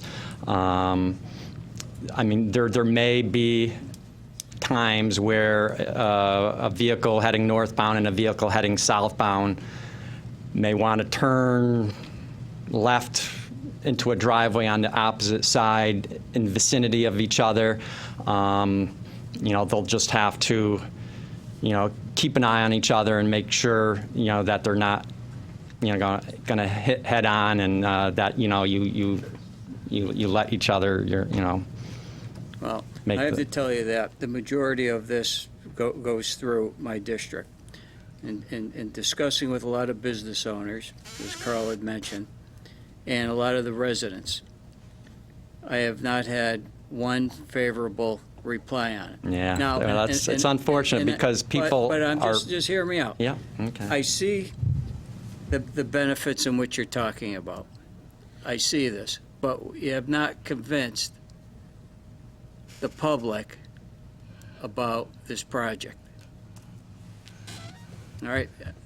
I have people leaving me emails, phone calling me, discussing this, going from 4 into 3 lanes. What is the actual speed limit going to be on this particular road? Is it going to be 35 all the way down? The speed limit wouldn't Is it gonna change, but be the overall, 30? I mean, if the you go down operating Route speeds 5, may go down you as a have result of the you road have certain diet. areas that go from possibly 25, they could go up to 35, up to 45. Now, is this going to be one constant speed all the way from this project? One constant speed, posted? It's not proposed to revise the posted speed limit under the repaving project. However, if the town wants the state to review the overall speed limits within the whole segment, you have you could submit a request to the And then- department to and then review We it. have the issue with school buses on that road, all right? During peak hours, did you take into consideration bus routes? I don't want to say we discounted it. However, providing the road diet we feel will be safer for the school buses. I think a few months ago, right prior to our meeting in June, there was a video of someone that posted a school bus that was stopped and a car in the other lane just went right through it. Correct. Now, with it being a single travel lane, that should not happen. So it should make it safer in that regards. Okay. All right, thank you. That's all I have. I did actually hear one positive comment, and that was on the fact that bikes would have this 8-foot shoulder to bike on, but it's not a marked bike shoulder. And I said to the person who gave me this positive feedback on this, and I said, well, that'd be great. It's like the South Road. And they said, oh, no, we don't like the one on South Road. The cars are going too fast, 35 miles is the speed limit, and they drive too close to the line. So I live on South Road, and I go out and I measure it. It's 8 feet, and it's an unmarked bike lane. And I think what happens sometimes is when we don't mark things, we give people too many choices. And I think that that's probably the problem with the South Road one, that we maybe need to correct and tell people that this is a bike lane. But, I mean, when you don't tell them it's a bike lane, and I think, I don't know, it just seems where I see this, where you have the third lane, it's not a 1.5 miles long. And I think people are going to make too many decisions that are choices that I don't think you want them to make. And so that's probably part of the reason why I won't be supporting this. Thank you. Councilor Bosco? Just like everyone else, this has been the biggest hot button next to the tolls that we've had here on the council. I can just tell you this much. I understand, and I know you guys are professionals, and I sure as heck ain't, but I have a towing company, and head-ons are always worse than rear-enders. And I have plenty of experience with these. You know, I'm down in Florida, and you're weaving in and out because people want to come into this lane and that one, and it's terrible. We also have it up at the beach down in Salisbury, and you see more near misses from people going because they both want to go into the other one's driveway. For business, I think this would be great, but I can't do that to the people of this town. I mean, like I said, see, a rear end collision, now that's bad enough, but a frontal collision, Yeah. they're worse. I mean, usually you get a lot of opinions when people aren't a customer. They don't know, about the improvement, and that's where you get a lot of the Well, negative you're right, feedback. but you know what the And problem it's- is? One person not knowing can cost someone's family them not coming home. And it's very easy to just doze off, especially not doze off, but look off in this day of everyone being busy and have one head-on collision, and someone may not be going home. So with that, I won't be supporting it either. And I guess as this one's been the biggest the button since tolls. Anyone else have any questions? Mike, just one. Councilor Sferrazza. I promise this is my last question. And I do thank you for coming and putting all this work into it. And it's not that I don't believe it could work in other places, but I think the people of Enfield are the ones that are going to be impacted, and that's how they feel. And you know what? And this isn't scientific at all, but you said when Mr. Denny or Bob said, how about if two cars want to make left turns? You said, well, they should. I think you used the word should. And you're right. They should be more careful and watch out for each other. But you know what? I've been to too many accidents, too many fatalities where people should have done something and it didn't happen. And like Joey said, we had a catastrophe. So, but thank you for coming, but I can't support this. Anyone else have any questions? Thank you for coming back. Again, your presentation in June was very professional, so again, we thank you for coming to Enfield and presenting this. Thank you for coming back.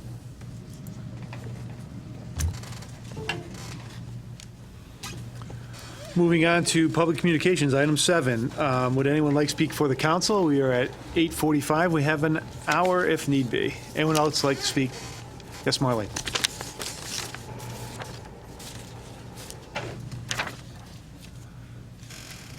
I'll keep this short and Welcome. sweet. Hi. Marlene, okay. Is this on?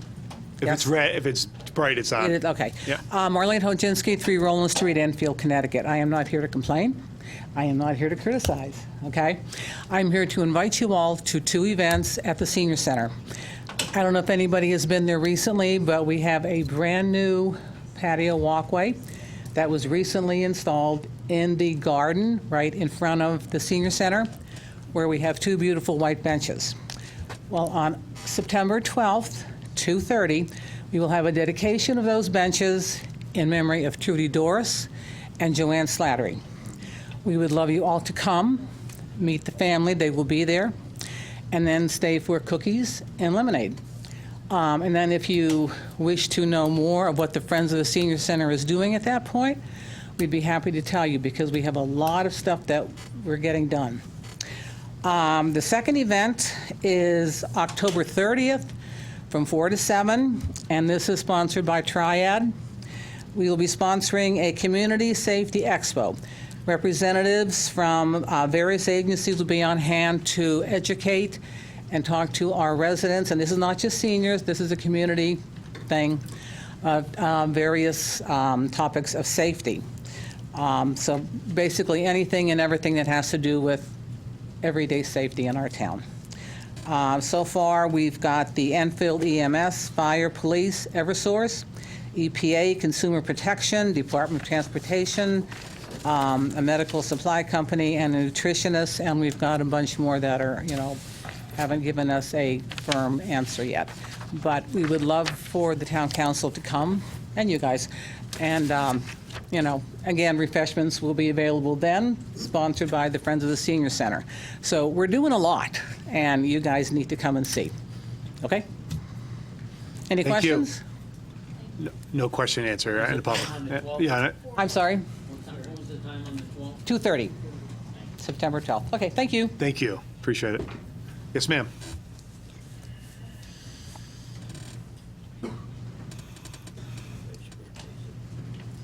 Is it?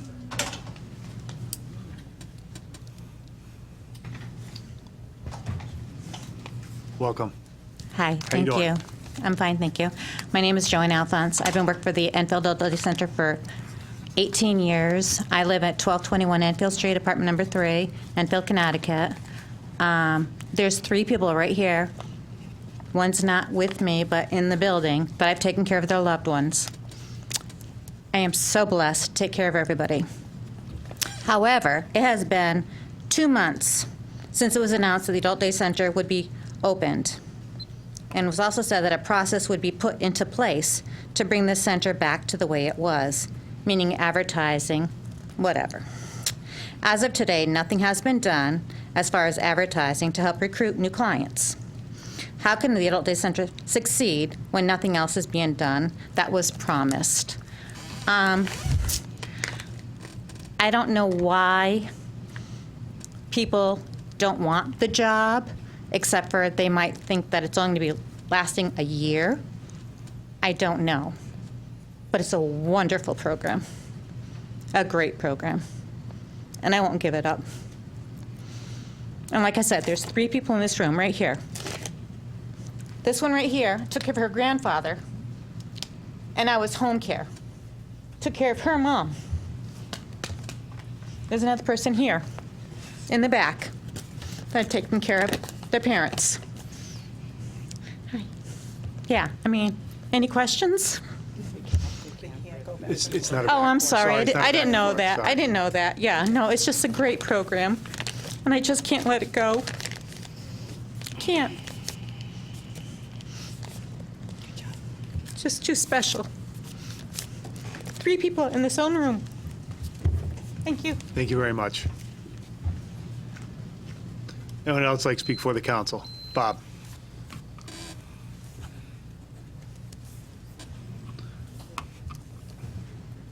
Welcome, Bob. Thank you. I don't know if the town attorney ruled on if I have to identify myself as under FOI, so I'll just leave it at that until the town attorney gets to talk. You do, Bob, sorry. For now. Yeah. You do. Anyways, this road thing. They have it down in Wallingford. What a fiasco.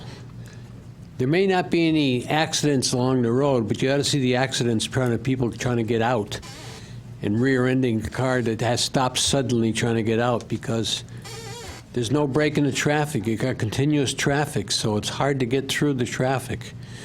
Burnside Avenue is a mess. I don't know where they get this thing. It's a great thing, but try to get down Burnside Avenue. Up in New Britain, they made a 2-lane road into 1-lane road and put a bike lane. Everybody that wants to make the right turn runs down the bike lane. And sometimes a car in the left lane tries to pull out and there's an accident. So this, as far as I'm concerned, it'd be the worst thing that would ever happen to Enfield Street, to do that. So everywhere they have it, I don't know where they're getting their statistics. There may be less accidents on the road, but there's more accidents trying to get in and out of the businesses. Thank you. Thank you, Bob. Appreciate it. Jack?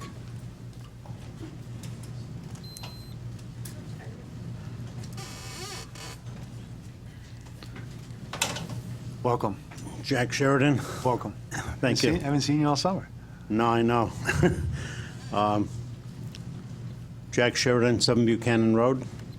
I really liked the presentation on the roads thing tonight, the first one, not the second one. Just make sure you're clear. The first one, to see it broken down like that was good. The question that comes to my mind is, probably being a Yankee at heart, what kind of warranty is on these roads? Because Buchanan Road was done not too long ago, and if you walk down Buchanan Road, there's more surface cracks on that road than there were before they did it. So I don't know whether the quality, I don't know how they do that or what they use or whatever, but it's not good. I couldn't fault them while they were doing it because they really dug down a lot and they seemed to do everything that was supposed to be done. But what explains the cracks, and is there a warranty? And now that if we have to go back and oil or whatever they do, hot oil the cracks or whatever it is, Buchanan Road needs to be done. And it was just done a couple of years ago. So for that reason, I think, we need to look a little into who's bidding on these jobs. You were talking about Summers Road. The Summers end of Summers Road was done by Summers, and it's beautiful. But they used some kind of, I don't know, it's a rubber-based topping, but it turned out really nice. So it shows that it can be done. And, I think if we're spending that kind of money, and I agree that, we need to keep the infrastructure going, we need to maintain them. Why would we let that all fall apart again, so I like that, but I don't like the fact that there doesn't seem to be a warranty. And the other thing, this 3-lane thing, I've seen them try that all over the place. I don't like the idea, Bob, I don't know if you know, but Bob travels thousands of miles every week. He knows all these roads. He knows what the traffic patterns with these different 3-lane roads and turn roads and bicycle paths, and he's seen it all. So I think he's right. I think Mr. Fraser was right in what he said about, his great questions, and you're enticing bicyclists to go on a road that really I don't think should have whether you're allowed to do that anymore. But wherever there's sidewalks, why aren't they on the sidewalk? It's I don't think we want to invite. I wouldn't want my child driving up and down, and even take away child. I don't care how old you are. I wouldn't want to be driving down there. Anyway, the other question I had was, how much time do you guys spend trying to preserve the taxes for senior citizens and looking at, it seems like every election time I bring this up and I get people to start to try to listen to, oh, gee, I did a spreadsheet some years ago and showed that you could actually freeze senior citizen residents who lived here at least 14 years. At that time, those were the numbers, because I had the numbers of the seniors in that category. And by keeping them here and not selling their homes to people who had 3 or 4 kids, the school population goes down and it costs less. So that money is then financed to freeze the taxes. And it works. Numbers work. So I just wondered how much time you spend, because all this time you spend spending my money, I'd like to think that you're spending a little bit of time trying to preserve seniors in this town. For that, I thank you. Thank you, Jack. Appreciate it. Sir.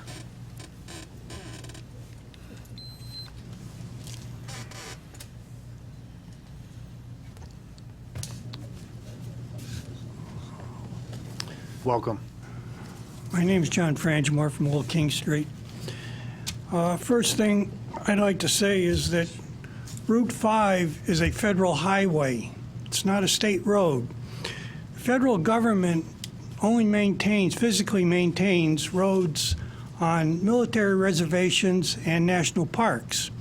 What it does is it gives the state money and says, you maintain our road.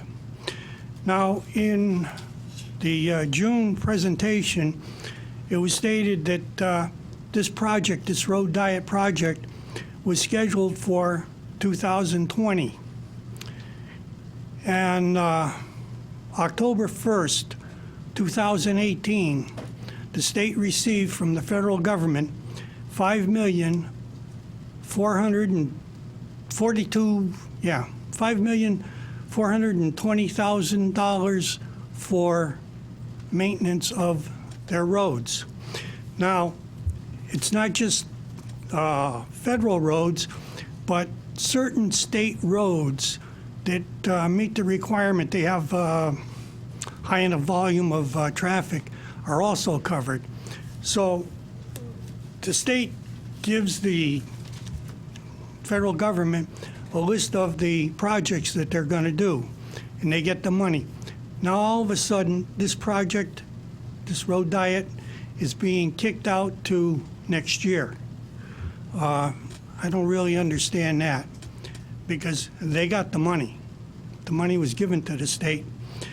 Now, as far as the use of the road, I went up to East Long Meadow. They have the left turn lane there. And I talked to a number of the businesses there, and nobody likes it. They claim it causes confusion. You had head-to-head traffic. Acres Power Equipment, they said that across the street there's a business, and at the change of shifts, their trucks, Acres trucks, can't get out because of the congestion with the road diet. The jeweler, the florist, the bowling alley, the bank, they all claim that it hasn't helped their business. So, and this has been there for a number of years. So I would say to the merchants that are going to be in this area of road diet, it's not going to do them any good.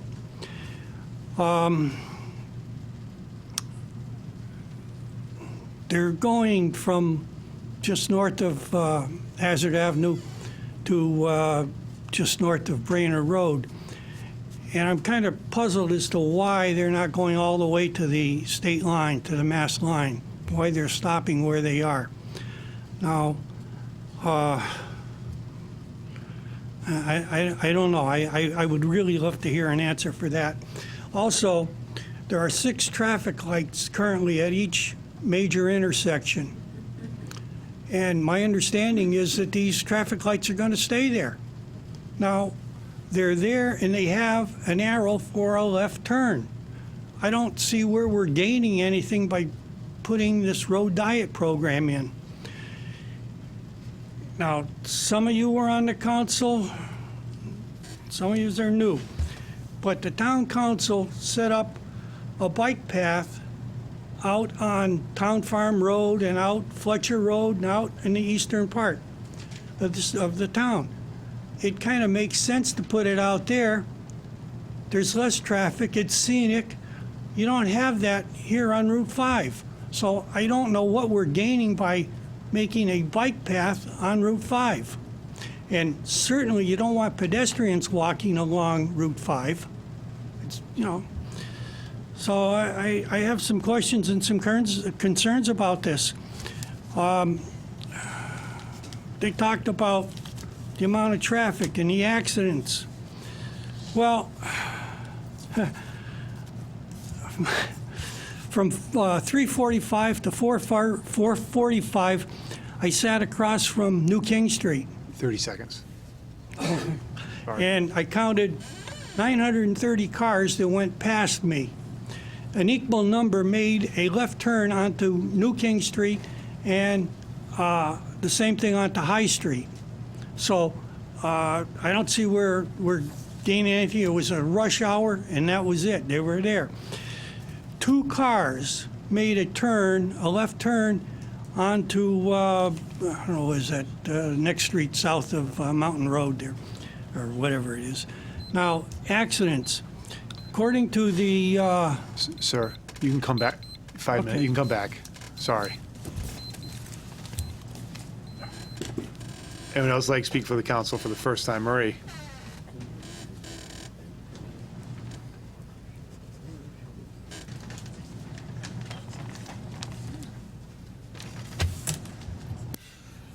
Hi. I hope everybody had a good summer, nice little break, and came back. I'm actually here tonight to say thank you. Thank you. Name and address, please. Oh, Marie Pisner, 25 Roy Street. I always forget that.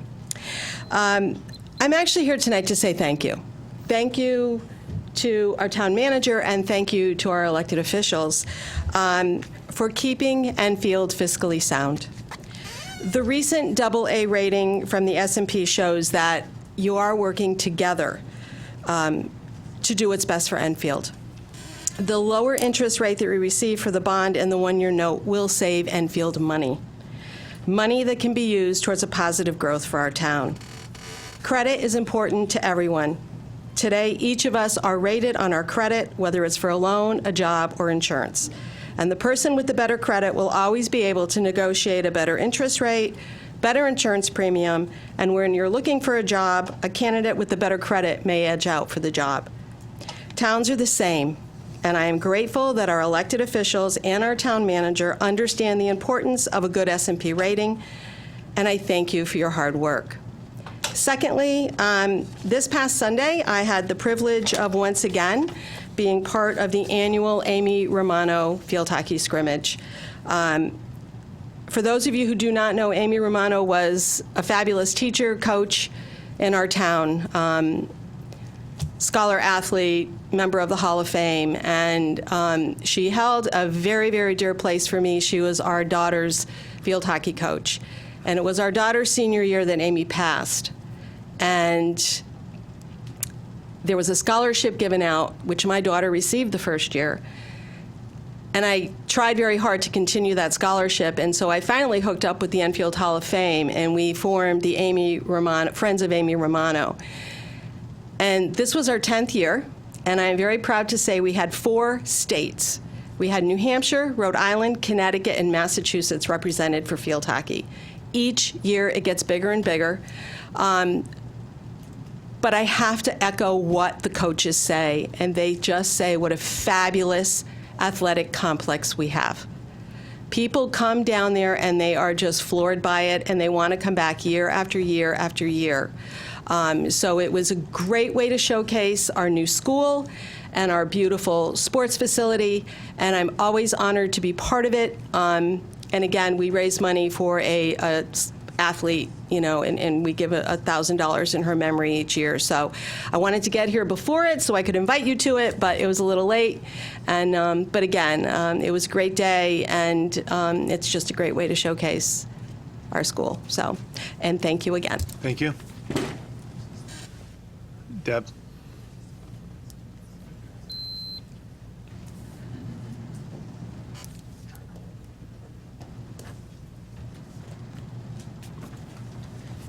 Hi, Debbie Welcome. Kuzel, 21 Charnley Road. I was watching the meeting at home, and when people from the DOT were here talking about the road diet and how they did it on Burnside Avenue, I've been against this road diet from the beginning. I went down Burnside Avenue with an open mind to see if it would benefit our town. 90% of those buildings that are businesses are boarded up. The road where it's supposed to be the bike lane and the walk lane is now parking spots. I would hate to see that happening to our town. Thank you. Thank you. Appreciate it. John?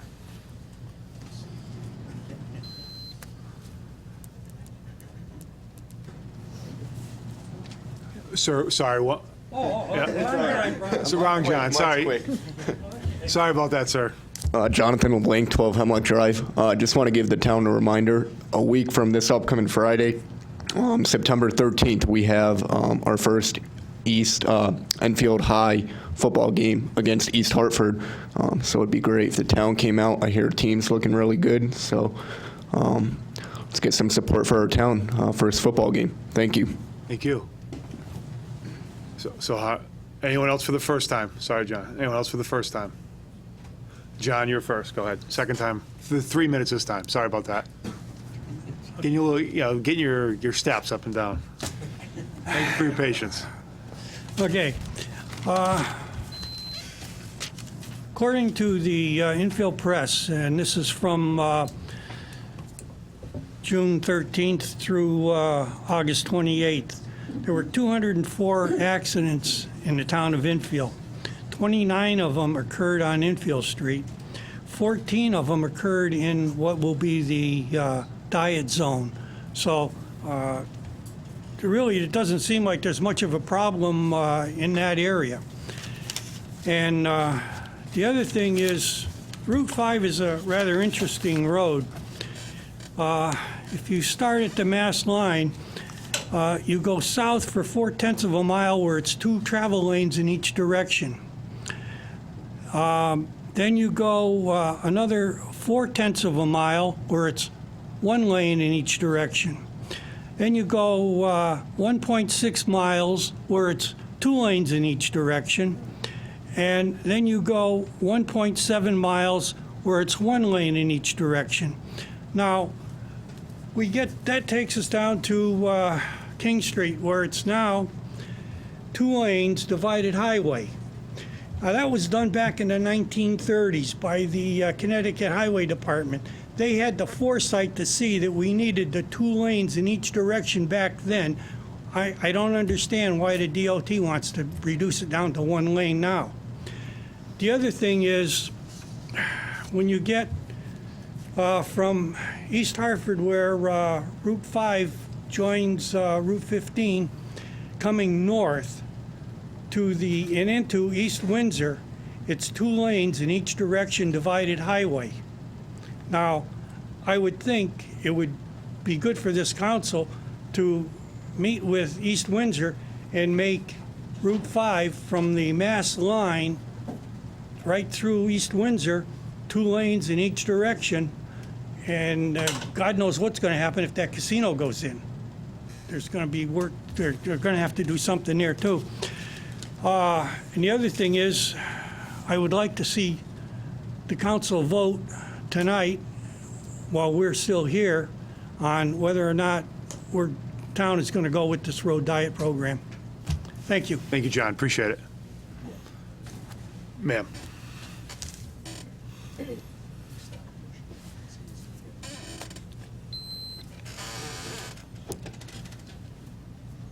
Welcome. Thank you. Joanne Alphonse, 1221 Enfield Street, apartment number 3. I'm disheartened to find out that a person I took care of voted to keep the day center closed. Her name is Marie. She just spoke just before the other person did. I did take care of her mom, and I don't know why she wants the center closed. I just heard that from another friend of mine who actually stood up here with me earlier. You know, you take care of loved ones. Why would you want it closed? Thank you. Thank you. Anyone else like to speak for the council? Walter.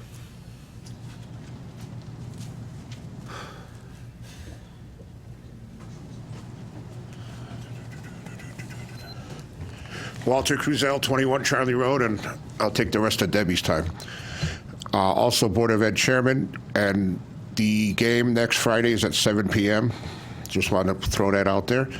And also I want to thank everyone. First day of school went well. All the buildings were prepared properly and cleaned, and thank you to the council for that. And no complaints that I heard of. That school opening went well, and our new programs also went well, so thank you again. Thank you, Walter. Bob?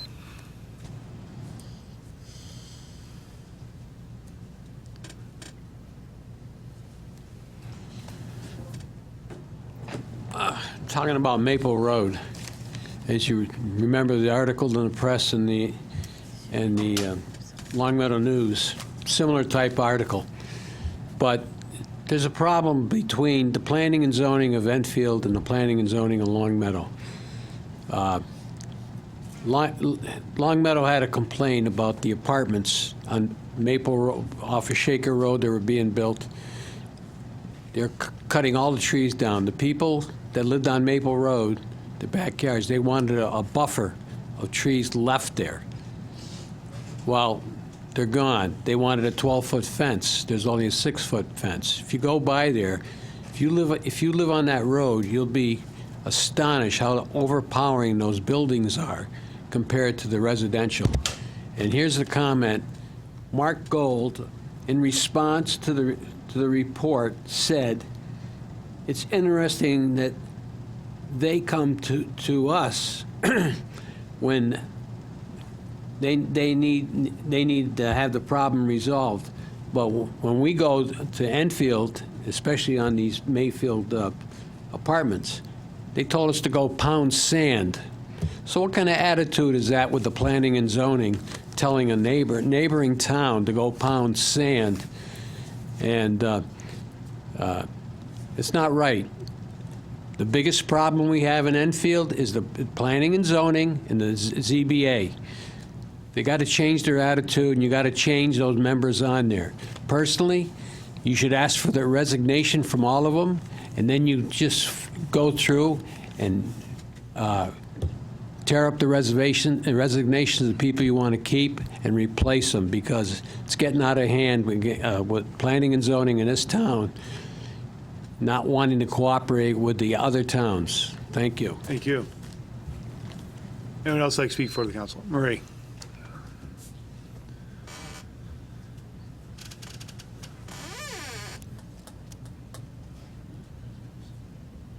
Marie Pisner, 25 Roy Street. I did not come here tonight to speak about daycare, but however, since my name was mentioned, I feel like I need to come up here and defend myself. Joanne did a fantastic job taking care of my mom, as did everyone at the Enfield daycare, and never once did I dispute that. The 3 or 6 years, rather, that my mom lived at Mark Twain and used the Enfield daycare, I had nothing but accolades to say for it. When I moved her to Parkway and she went back to visit, there was a decline then, and it continued to decline. I am not against an Enfield daycare. I am not against senior help. Unfortunately, times have changed, and people are aging in place. I see it at the nursing home where I still volunteer. People get moved in, and 6 months later, they're getting out and into their own apartment, whether it be Mark Twain or to Summers, to the elderly housing there. Money follows the person. People want to be in their own homes. They want to be cared for in their own space. And it's actually cheaper for the state to do that than to keep them in a nursing home, and sometimes in a daycare center. So again, I want to clarify. I never once said that the Enfield Adult Daycare did not do right by my mother. And Joanne was one of the best CNAs. However, times have changed. Now, for the year that you have, if we can build that program back up, I salute you. I think it would be great. But if it cannot sustain itself, then I don't believe the town should be on the hook to sustain it. And I apologize if I ever said that my mother never got good care there, and I want to clarify that. Thank you. Thank you. Anyone else like to speak for the council? Going once? Going twice? Declare public communications closed. We move on to item 8, councilor communications. Any councilors? Councilor Sakala. Thank you to everybody who spoke tonight. As always, we appreciate when people come out and give us their opinion. First and foremost, it's freezing in here. Just want to make that known. Thank you. It's normally just me, but it's freezing. Secondly, through the mayor to the town manager, I know there's been a lot of back and forth and some chatter about Enfield Travel Basketball Association and the facilities use fees, and I would like to implore whoever we can to get a meeting with the DPW subcommittee as soon as possible. I know that there's a policy that's been in place for, 20-something years that's never been enforced. So if you start enforcing it now, it's a new policy. It's not an old policy, it's a new policy. And We just need to see what we can do about waiving some fees this year since their registration and season is beginning. You can't whack them for fees that they've never paid before. So I guess the consensus is that it's a DPW subcommittee issue. They need to meet as soon as possible. I don't know when their next meeting is, but it needs to be like yesterday, so we can get that dealt with. I think that's all I have tonight. Councilor Kiner. Thank you, Mr. Mayor. I'd like to second what Councilperson Sakala said. We have an opportunity tonight to do the right thing for a couple hundred kids and their parents through travel basketball. What Gina said was absolutely accurate. And this was an organization that was not given any notice, even though these fees were in effect for I don't know how many years. It was never enforced. And anything that really is not enforced ceases to be a law, ceases to be an ordinance. I really believe that charging an organization such as travel basketball upwards of $20,000 or $30,000 is what the fee would be, apparently, for the use of indoor facilities is certainly unconscionable. And I would certainly second what Gina said, and that I hope the DPW subcommittee meets shortly, within the next week or two. Registration is beginning for travel basketball, and obviously parents have to know how much of a fee they're going to have to pay.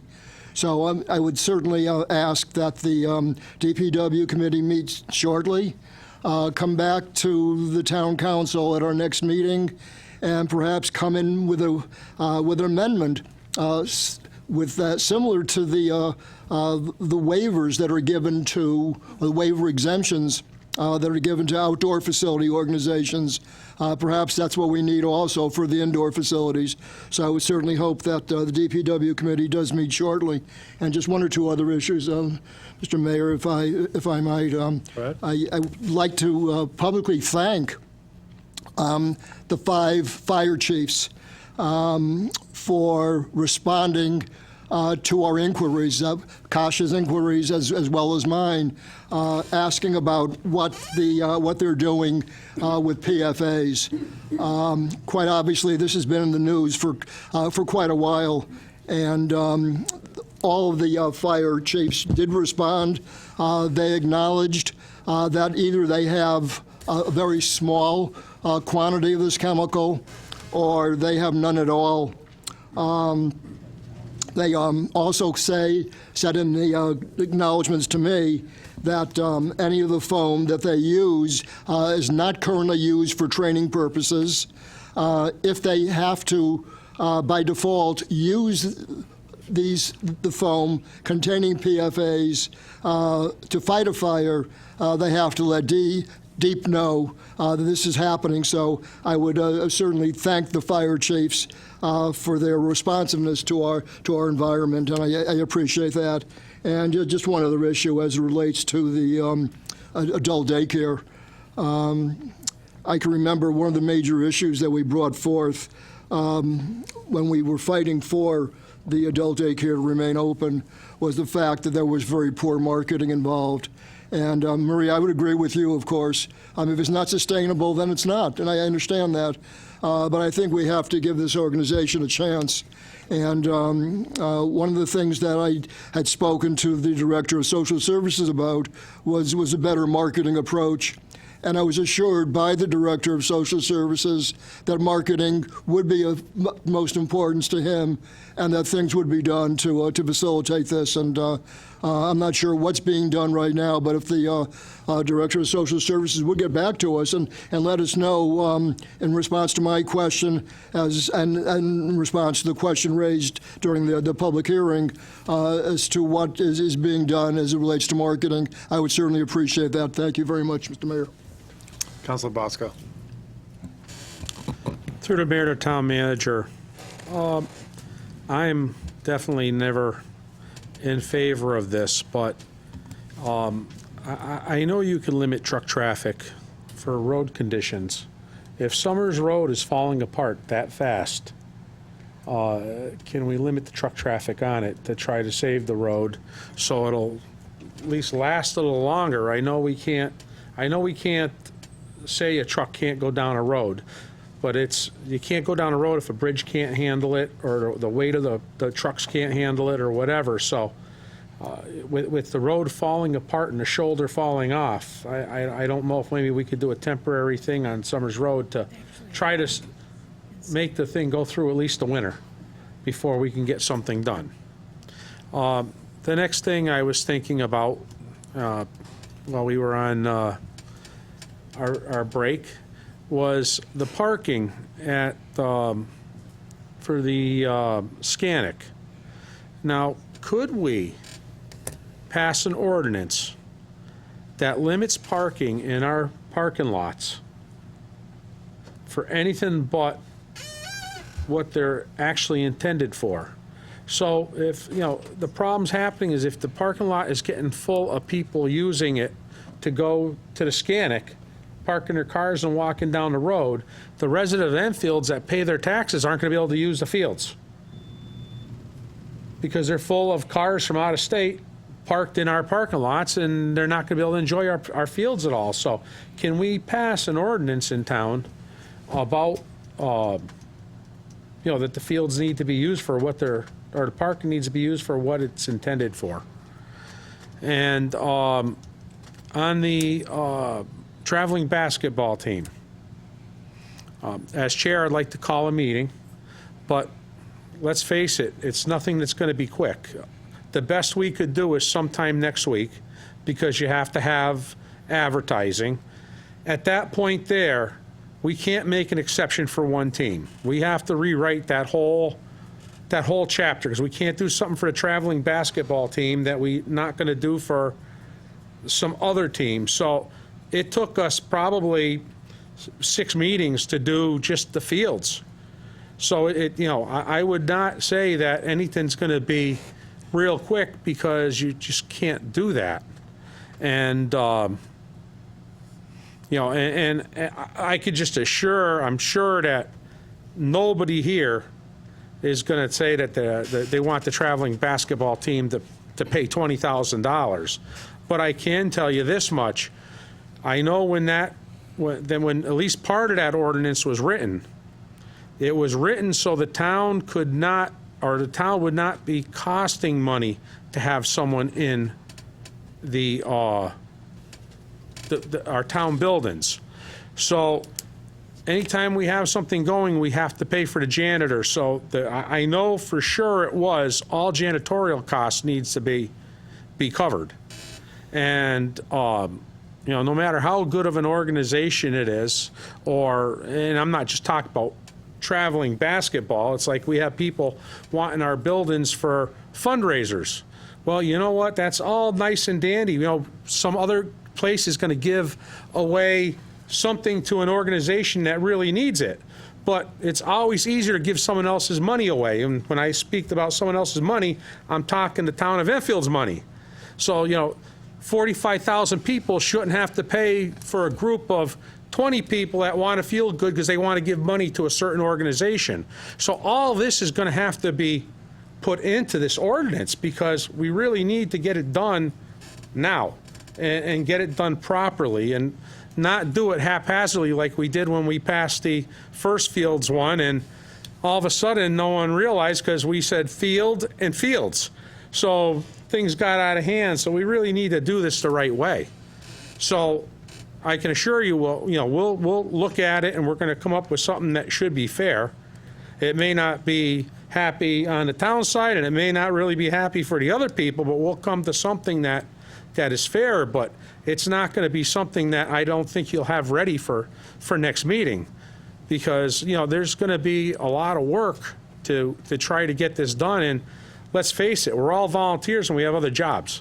So we'll try to make as much time and get things done as best as we can to get that addressed.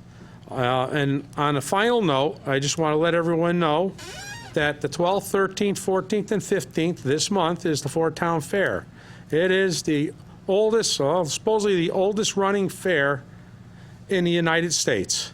So come on down and have a good time, and like to see you there. Thank you. Deputy Mayor Suzak, then Council Crisati. Okay, first of all, I'm going to clarify, because Kasha's over there, and she's been involved with Lori, and we went down to the Scantic. What he's referring to is the Powder Hollow Ball Field parking lot, which is a town parking lot, where when the parking lot is full, people have been directed that they can park there as long as there's not a ball game. On the other hand, Kasha is going to do a summary later. We got an email where Kasha is she going to do that report?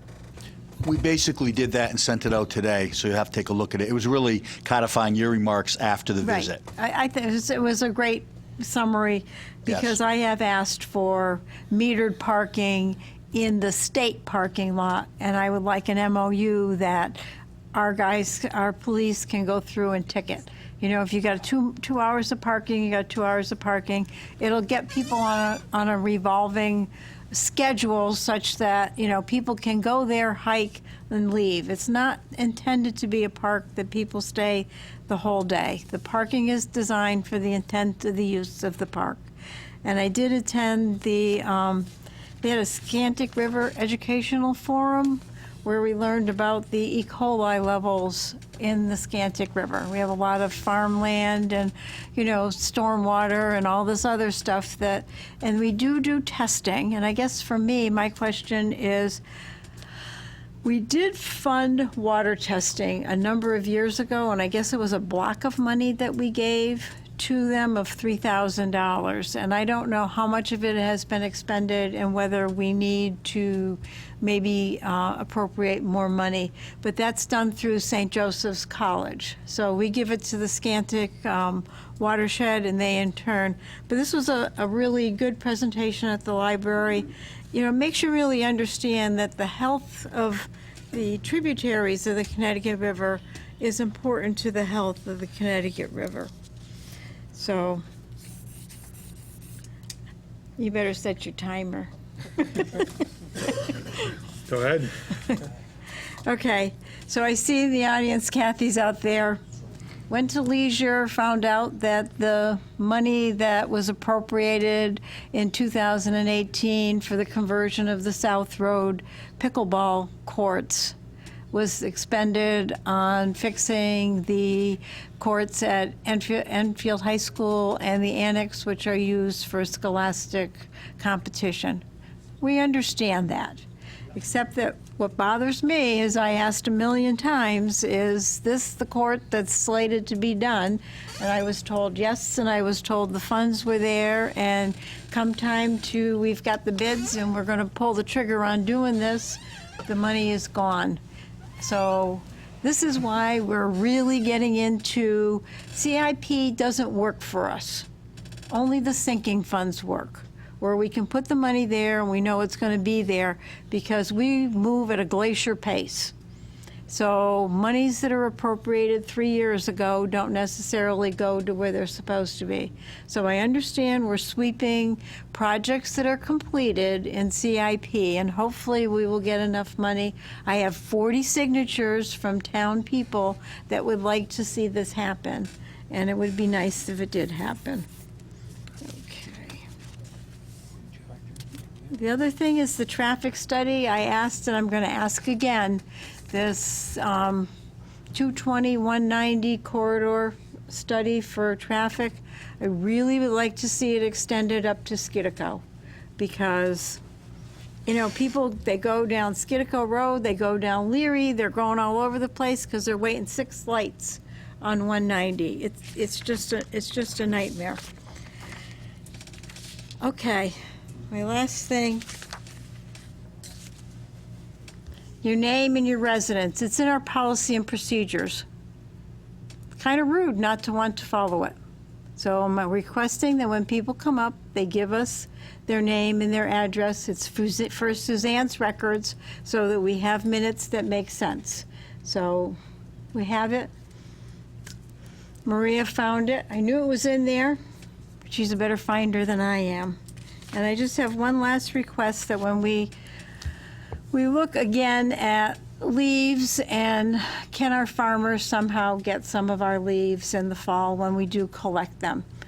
I've spoken to some of the farmers. You know, they have allowed other landscapers to bring their leaves there, but it's something that they kind of rely on. So again, if we can just look at it, see if it really is something that we want to be in, the leaf processing business.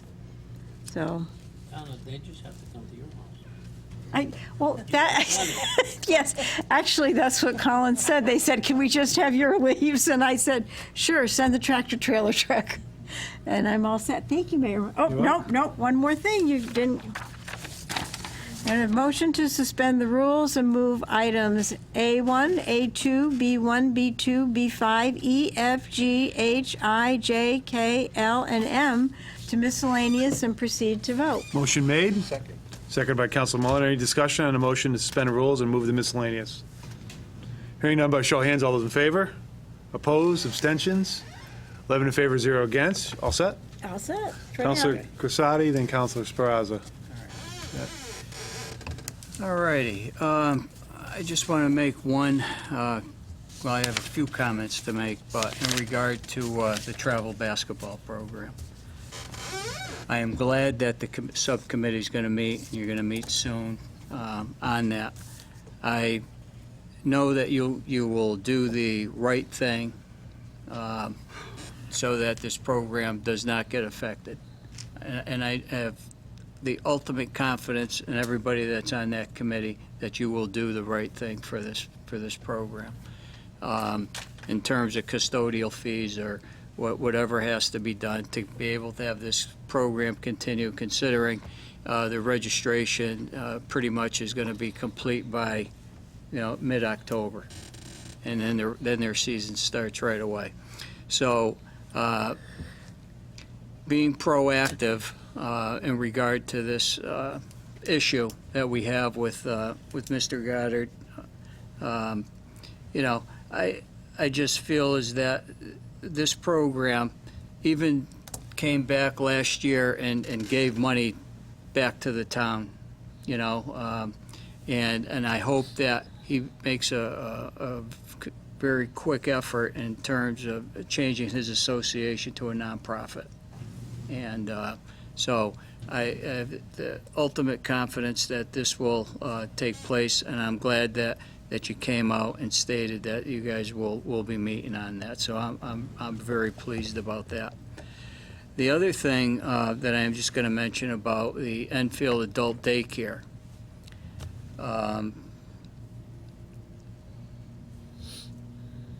We all decided that, and it was passed that we were going to keep this program open.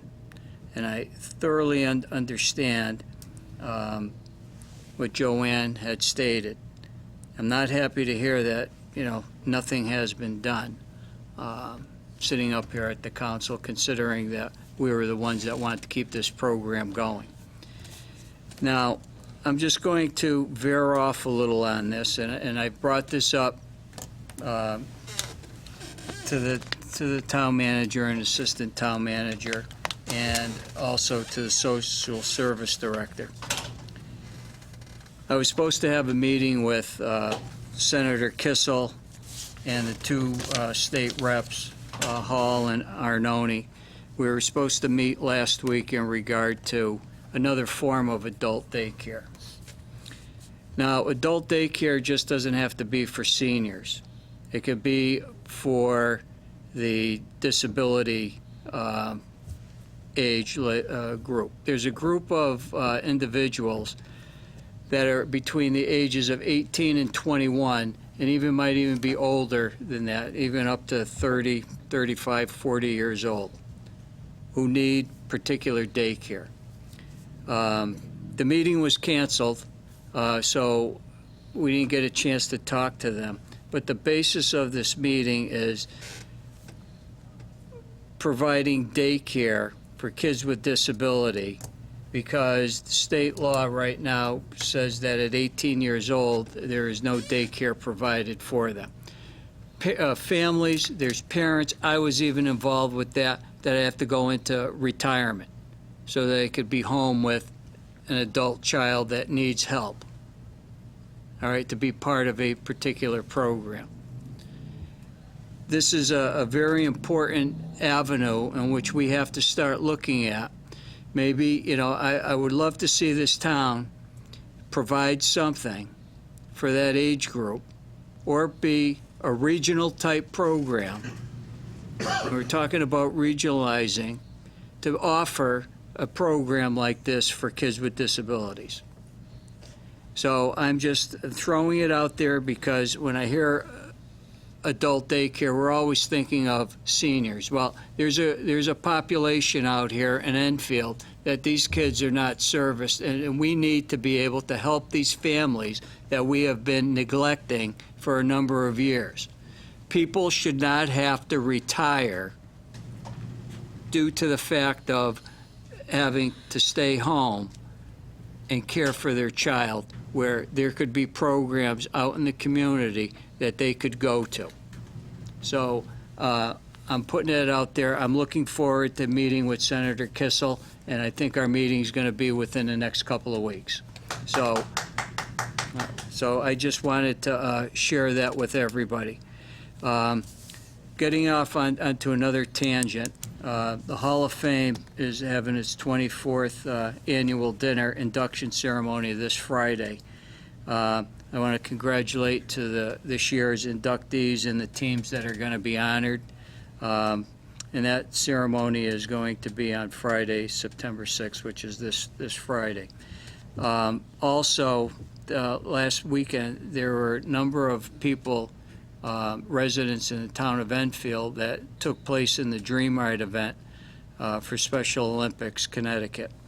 And these were motorcycles, they had cars, they had all these different activities for families and friends, and the dinner and everything. And I was very fortunate to be part of this Dream Ride event that took place. But there were actual people from this town who did take place in it. And I'm also proud to say that our Enfield Police Explorers were part of this program and helping out down there. So a special shout out to them also.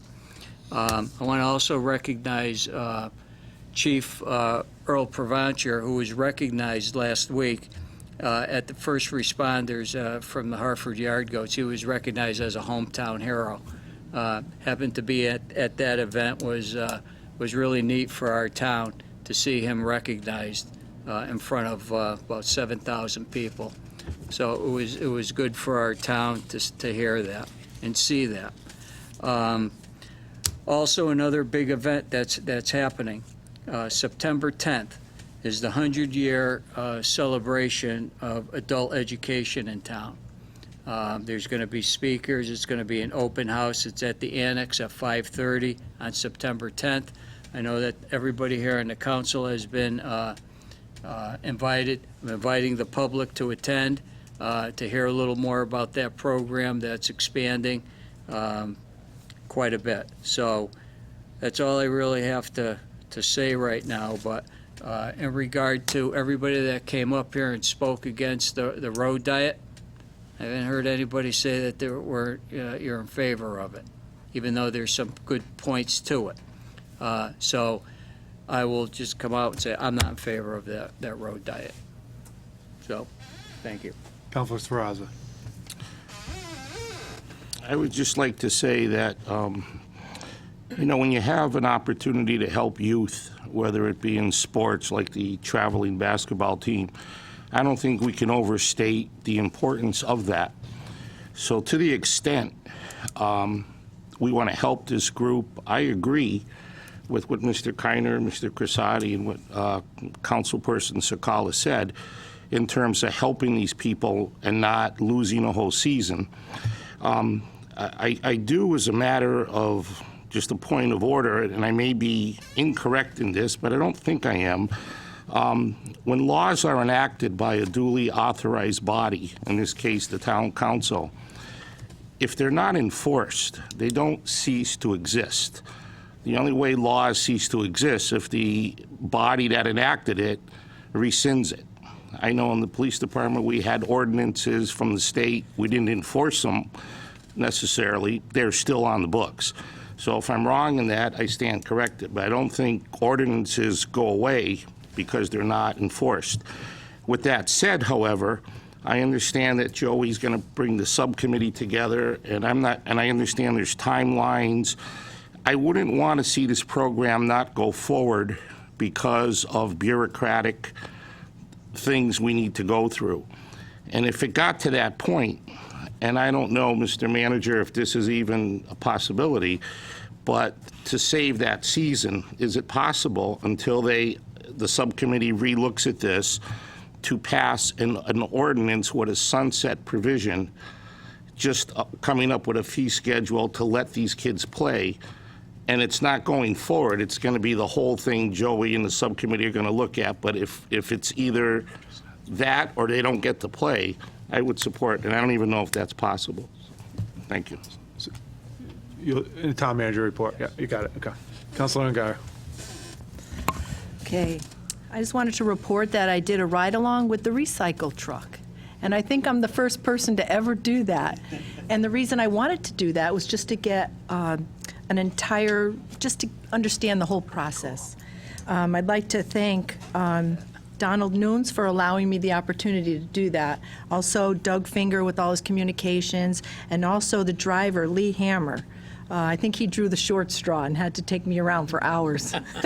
But he was great.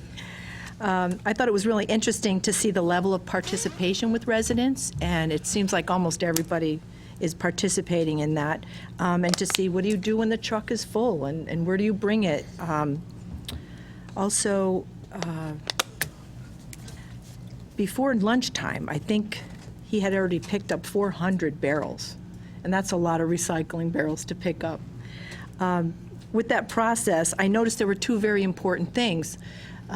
One is what can you actually recycle, and most people are really good about it. I only saw 2 barrels where one was full of styrofoam and he has to get out and pull over and put a tag on it. They don't accept styrofoam. And another barrel had a whole bunch of rolled up carpet in it. And so we can't accept that either, but most residents were great.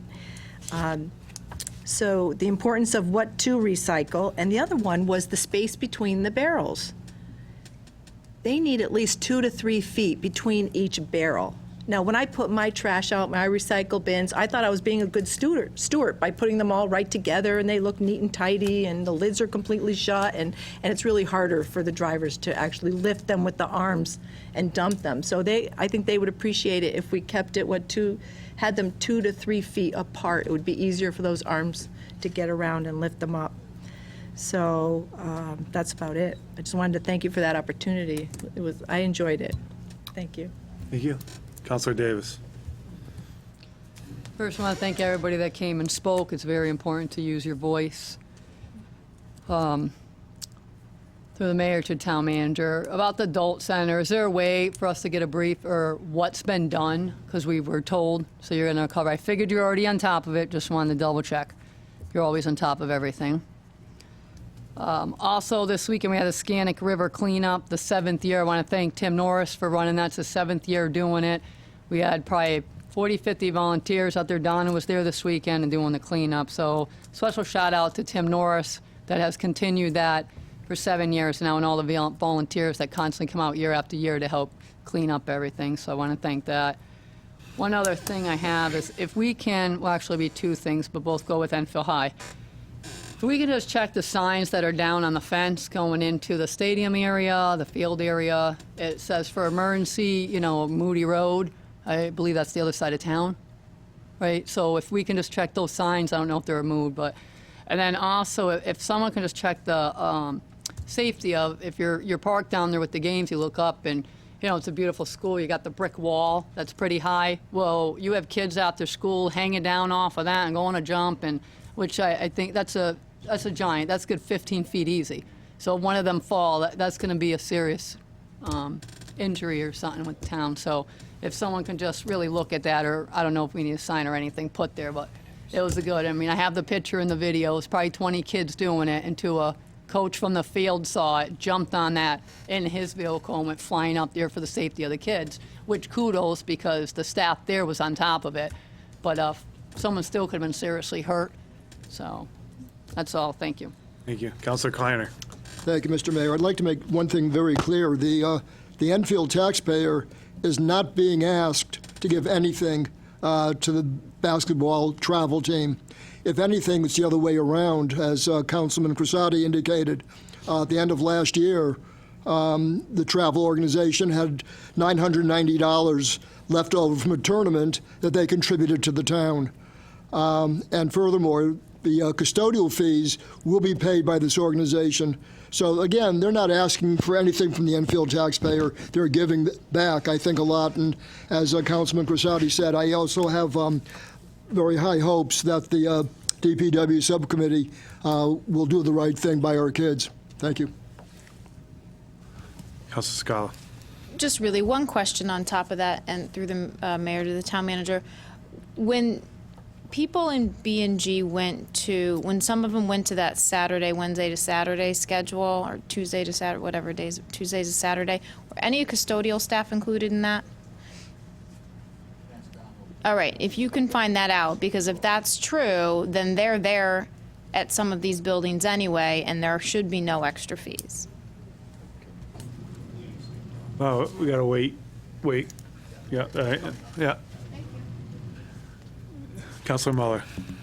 Through the mayor to the town manager, do you know what they're doing at the Grange?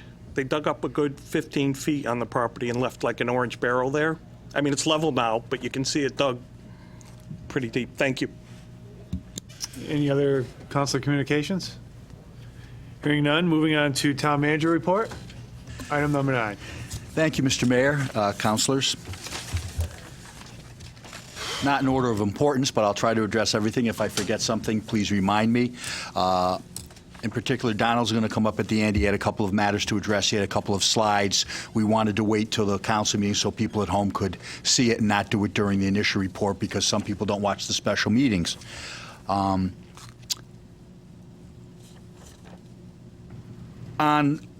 Joey's issues on Summers Road, whether for public health and safety we can limit truck traffic, and in regard to Scannick River and parking limited to the use of the fields, and also in regard to the question about amending the facility's use. We have a staff meeting tomorrow, and I will, we divvy these out, and we'll ask the town attorney to look at those, and also any input from police or public works that we need.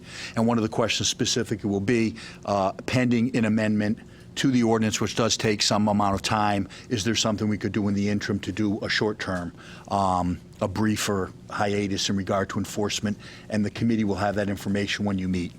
I will just follow up on that in regard to it, it is an intensive use. And in regard to the facility indoor policy, we didn't amend it. It was last amended in 2011, and it has been enforced to all other outside groups. But some groups that were considered grandfathered, such as this group, because they're made up of hundreds of our children that have been doing it for a long period of time, they weren't. It was not being enforced. And when it came to light, public Building and Grounds and Public Works brought it to our attention. Unfortunately, under that ordinance, unlike the field ordinance, there's no appeal. There's no exemption process. So we'll be addressing that in the long term, but doesn't mean we can't do something in the short term. But I will let you know, the use is from the end of October through March, and it's a very intensive use. Sometimes there's custodial there, other times there are not. I sent out a memo today that we can share, and I know they're unaware of it, but in regard to making a compromise, the custodial, because of the number of uses and practices per month for the 6 months, is anywhere, depending how you look at it,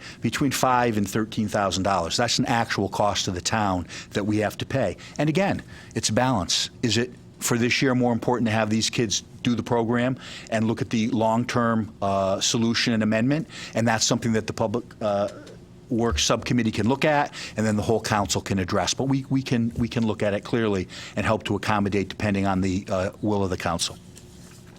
I will just say in regard to adult daycare, it's not fair for somebody to come up and make a statement of opinion that nothing's been done. It's reckless and it's not helpful. We have a full report that we want to bring to the Social Services Committee at the next meeting. We were going to give an update tonight, not because of this comment, but because we give you regular updates on things. As you recall with the adult daycare, you kept it. You didn't appropriate one additional nickel.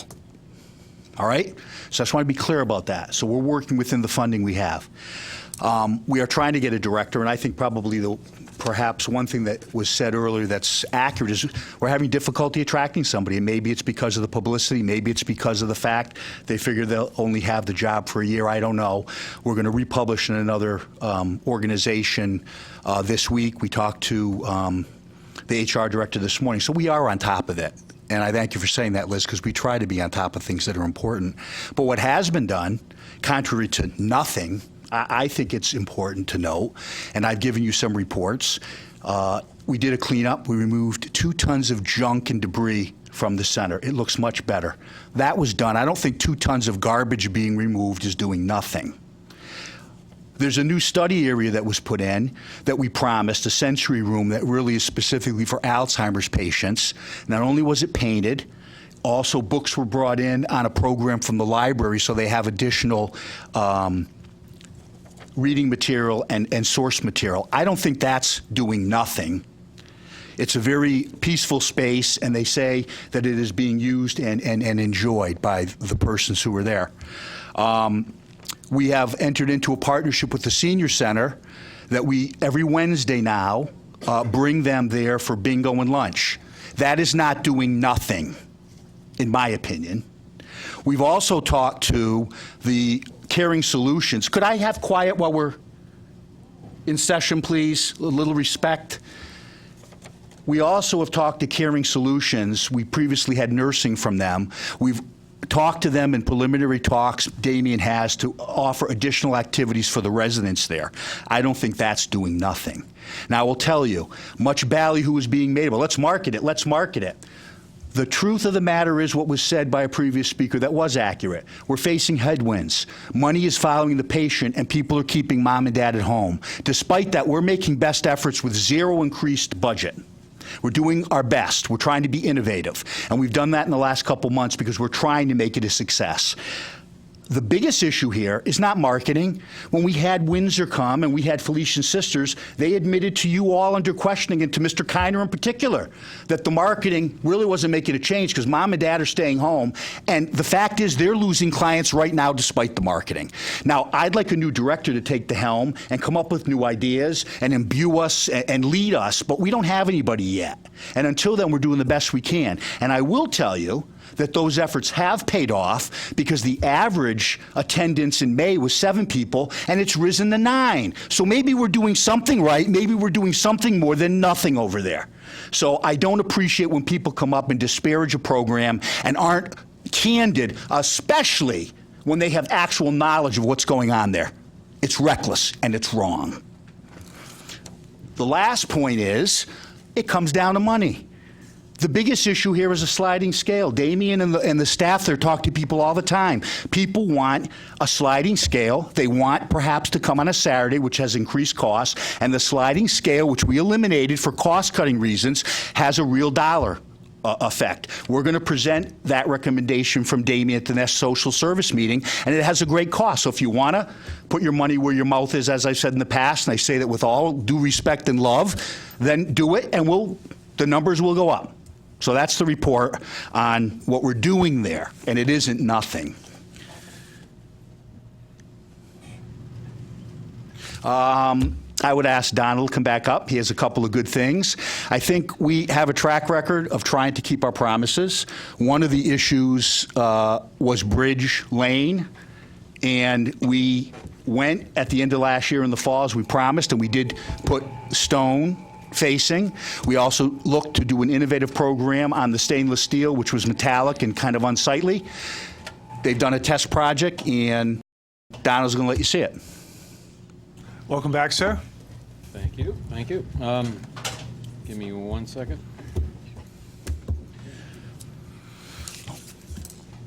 I got to do bar back.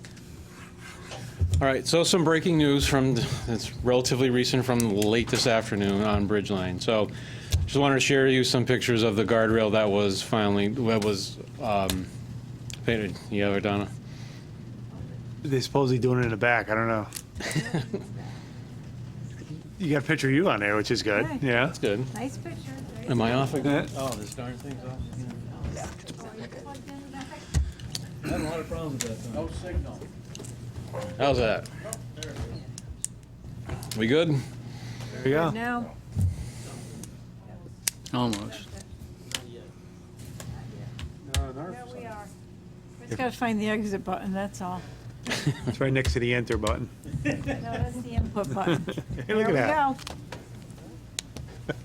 So you got it up on the screen now? Yes. I got to get him to make the screen bigger, because we're all here, like, looking at this little... I'm sure he's listening, so hopefully, Alec, make it bigger. You know, turn my mic on. You need to make the picture bigger. Go ahead, sir.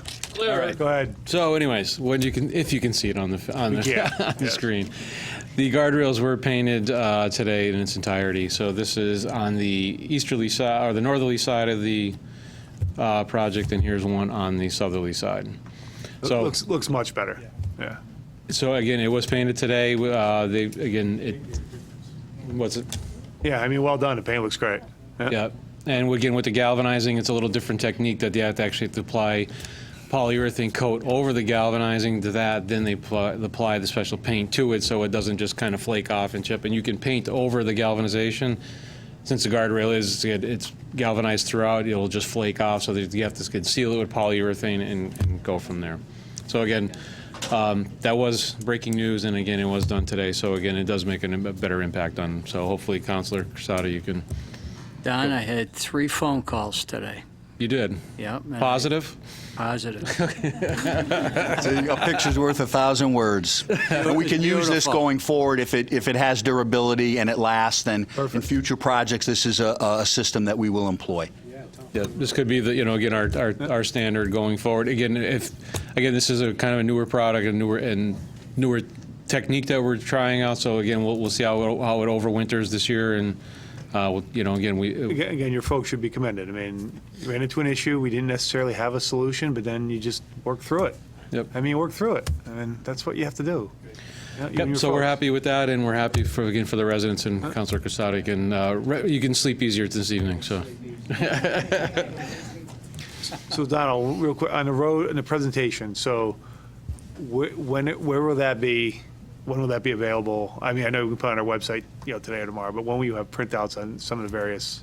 Well, I'll put it on the website tomorrow. And then- And we'll printouts starting tomorrow or the next I day. think it was great. You went back to when we started in '99, and the interesting thing, when we get maybe down the road a little, no pun intended, get down the road a little bit, through the roads that are left, how old are those roads that are, other than the ones who need, I know you listed a bunch that need reconstruction, but roads that we haven't finished, or we haven't done, I guess, excuse me, sorry, lack of better, Haven't how touched, old are yeah. they? Because I remember when we started this in the '90s, and I remember the catchphrase was doing the worst roads first. And you could hear, I remember people coming here and saying, listen, my road hasn't been done since 1920, 1930. So I'm just curious, when we get to the point of the next step, the roads that aren't in terrible shape, but are, still need to be done, that haven't been done, how long is it since they've been newer roads? You know what I mean? Or when were they built? I think that'd be interesting. Okay. And then sort of and then we get to some of the ongoing maintenance, which includes, again, my pet peeve of the cuts in the road. Maybe having a little sterner policy, for lack of a better word, when it comes to some of these folks who are cutting in our brand-new roads and not going curb the middle. Yeah, and I hate to say, I know we can list them off the top of my head which roads there are, but it just kills you when you don't see any road, but roads that are certainly new done, and you see a cut and it's not curbed. And I understand there's timing and everything, but it just, you can see the road sinking when they're doing some of these cuts. Yeah, we're trying we've I coordinated know. so much, and Bay State Gas, Eversource Gas, was going to do New King Street Right. this year. Even we just did New King We just Street. did, yeah, exactly, Yeah, I know. right. So when we were in discussions with them, they decided to withdraw the permit, and Perfect. because there was so much that they was going to be required and incumbent upon them to pay for, they decided to back out of it because their bad planning turned into really their fault. I mean, it wasn't it wasn't on our side. It was 100%. They whoopsed it, and all of a sudden they want to come back. And when I told them you're going to wind up rebuilding the whole road, they decided to remove the permit. So do you have some other presentations you want to show? Well, the pictures we can just leave on for, before we can sack it. I just want to tell you about at the annex pool. So Jeffrey Lenowitz, our Deputy Director of Operations, one of his first two projects was the Stowe School conditioner, the permanent solution to Stowe School for heating and cooling, and also, but Jeffrey was also working on the annex pool. So we're going to be upgrading the entire annex pool mechanical system. So when we're done, we're going to have modern filtration, modern heating, modern sanitation techniques compared to what we have now. And it allows us for the availability to expand as we need to and the like. One of the other biggest things is that now with the newer system that we're going to have, we're going to be able to do repairs and everything online without really having to shut down the whole system and the like. But that comes with a caveat now. We're going to be doing this. We have the funding to do this through financing packages we have to spend before a certain time in early January. So we do have funding for it, but we do have to get it done quick. So the caveat is we need to shut down the pool. We're looking for a target date of Monday, November 25th to Sunday, January 13th, 2020. We need to get this done in this amount of period. So we have to get order product, we have to get a contractor and the like to shut it down. Now, we know as it's going to be a major inconvenience for those that are using the pool. Recreationally, on the recreation side, we're going to have to work with the recreation department to get them to go to JFK and to utilize that. Competitions, we know that JFK is not built for competitions and is not the right length, so we're going to be having to work with the programs that do use that for competitions to either delay it or move it off-site to another thing. We need to do this, and the option is if we don't do this and don't shut it down, when it goes down, it's not if, but when it goes down, it could be down for more than the 6 weeks that we're asking. So we do have the funding. I do not want to lose that source of funding. So let's use up the rest of those, let's use it up, and we're just going to have to understand that there's going to be a major inconvenience. We all understand. We're going to be working closely with parks, with recreation to move what we can to JFK and delay, otherwise than that we lose it. So just wanted to let you know in case you folks get any calls. But again, we really need to do this, and Jeffrey's been working on it with consultants. We're nearly ready to go out to bid right now. So again, our goal is to get a contractor on board, at least bid out and on board by October, and just get that process going. So we know on that Monday before Thanksgiving, shut it down. It's going to take 3-4 days to drain the pool because the capacity isn't there in the drain line, and we can't just pump it out. So there's all these things built in, and we just want to get it. We want to get it done and operational and given back, and so you can program back on Monday, the January 14th. So that's our goal. Thank you. And lastly, I know Councilor Sakal had asked about the overtime custodian with the new contract, and Donald has an answer for that. Yes. So that the Monday, there's 3 shifts now at Buildings and Grounds, Monday through Friday, 5 8-hour days. There's Monday through Thursday, 4 10-hour days, and Wednesday to Saturday, 10-hour days. That is strictly solely for B&G. Custodial is what it is. We do have second shifts at some of these places. We don't have some on weekends. Like EPD is all overtime until we find somebody to take that spot on Saturday and Sunday shifts. So regarding the custodial rates and the custodial concerns for travel basketball, they're not on that shift. The only people that are on that, the only division on that shift in DPW is B&G. Yeah. So. Thank you, Donald. Yep. Don, only thing, your folks did a great job with the Eagle Academy. I went there, and everyone's raving about it. So your folks should be proud of themselves. I went there to get my first-hand look myself, and Stowe as well. But beautiful job, Donna, at the Eagle Academy. At Stowe, sorry, Paul, but real well done. And I know everyone wanted to make sure that they allowed you and your folks that. Yes, our staff was in such a compressed time frame to do what they did was really wonderful. It was great seeing it turn out. It's going to be a first-class operation down there too, by the way. So all of my staff we're extremely proud of all my staff that were out there from Mark on down. So. And your folks should be proud. People are raving about it. So good for you. Good for you guys. Yes, good. Mr. Mayor, to follow up, and that was one of my last points, and I asked Donald, he's prepared a list. I did send emails, but they did an incredible job.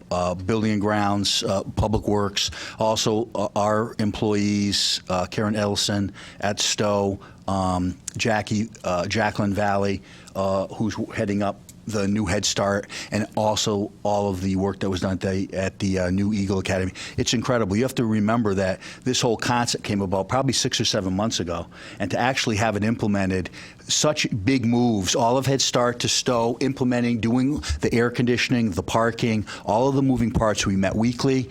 Mondays, as I said, logistics, which is what we did. The Brawn and the Brains met on Fridays.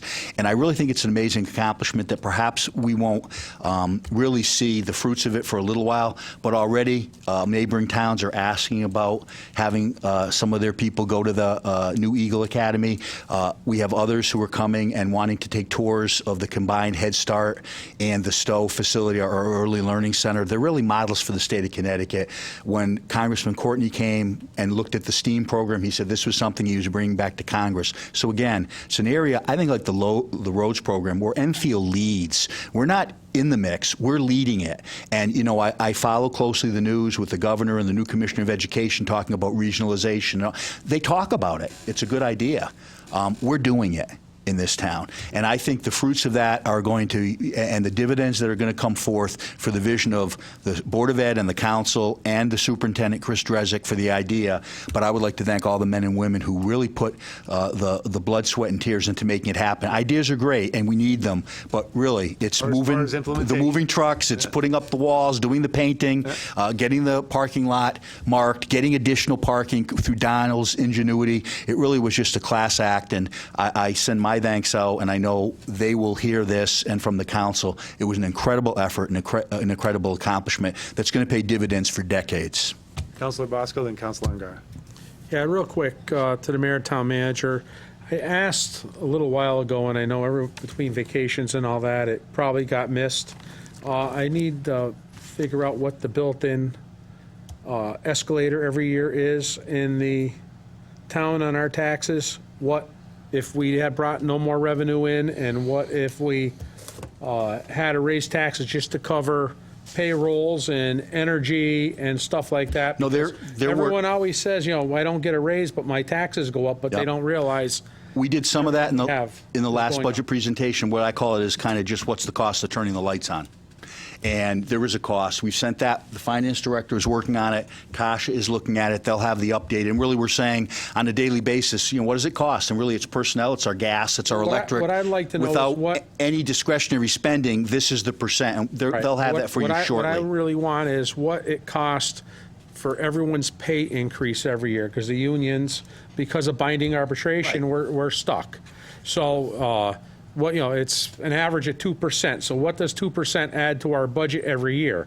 What does the additional this year from last year to Eversource and the gas and our insurance? So this way, the fixed costs. The fixed cost, but what it increases, not for what people, just what the increase is. So this way we can say, you know what, 1% of your taxes go up just because we have no control over it. They're working on it. They didn't forget.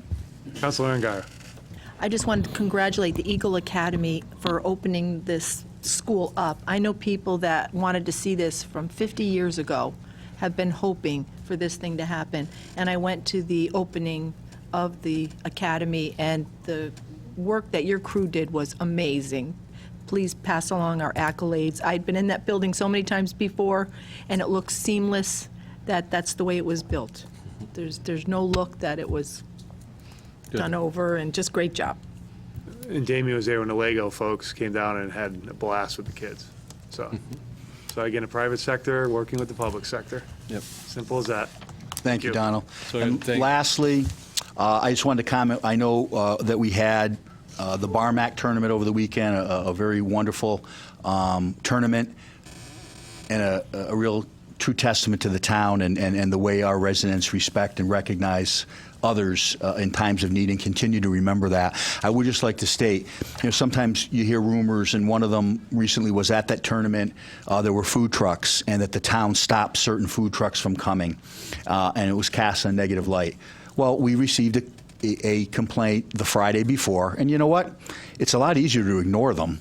But when somebody alleges that 2 of the food trucks that are going to be employed there are not registered with the Department of Health, I kind of take that seriously, because I don't want to be sitting here today telling you that it did come in Friday, but we ignored it because it was inconvenient and 150 people and children got sick. So you know what? Yeah, the town took it seriously when it comes to public health and safety. We do. We referred it to the appropriate agency, the health department, and they took it from there. So, you know, every time we're going to err on the side of caution when it comes to the public health and safety of our citizens. Just wanted to Thank you. clarify that issue. And if I didn't forget anything, that's it for me for now.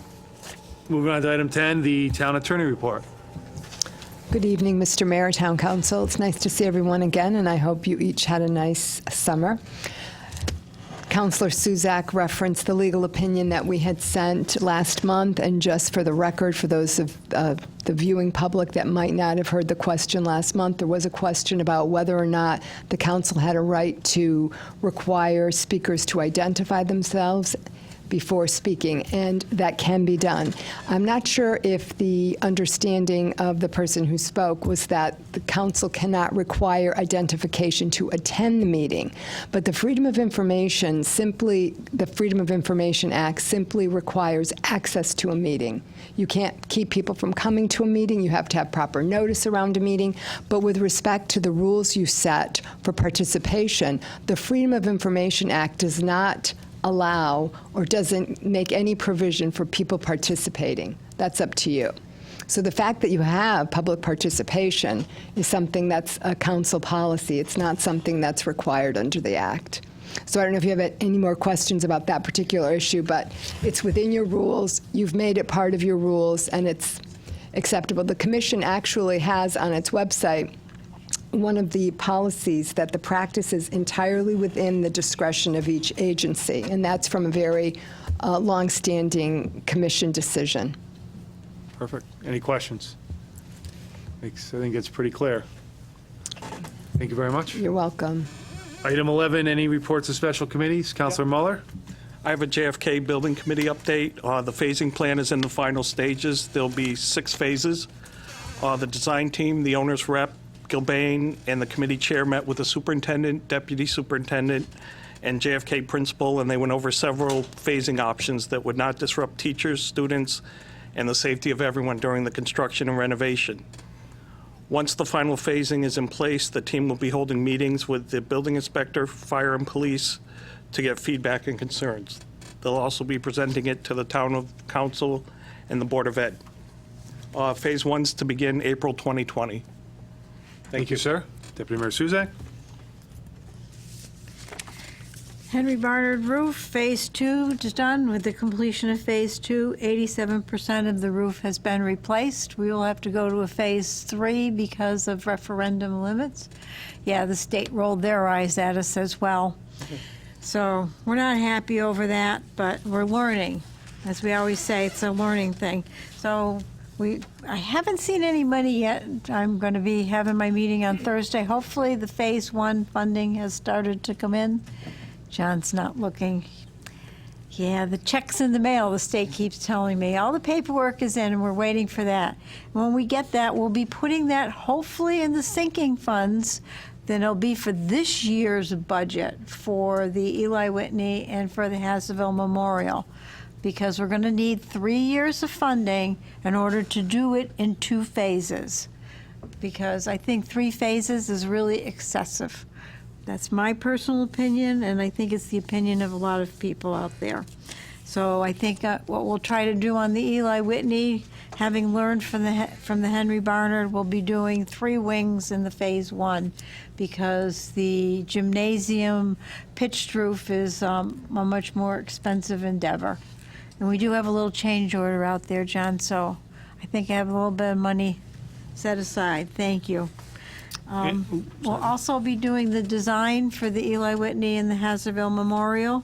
In October, we're going to be coming with a presentation for improvements to the transfer station, and hopefully we'll have a preliminary on the master plan in September for the committee, and we'll be coming in probably late October, early November with the starts of the master plan. And once we get roofs underway, I'm going to look to start vestibules and windows on our elementary schools. And that's all I have. Thank you. Any other reports? Councilor Ungar? Seems like tonight we have a lot to catch up on over the summer. I wanted to announce the Enfield Together Coalition.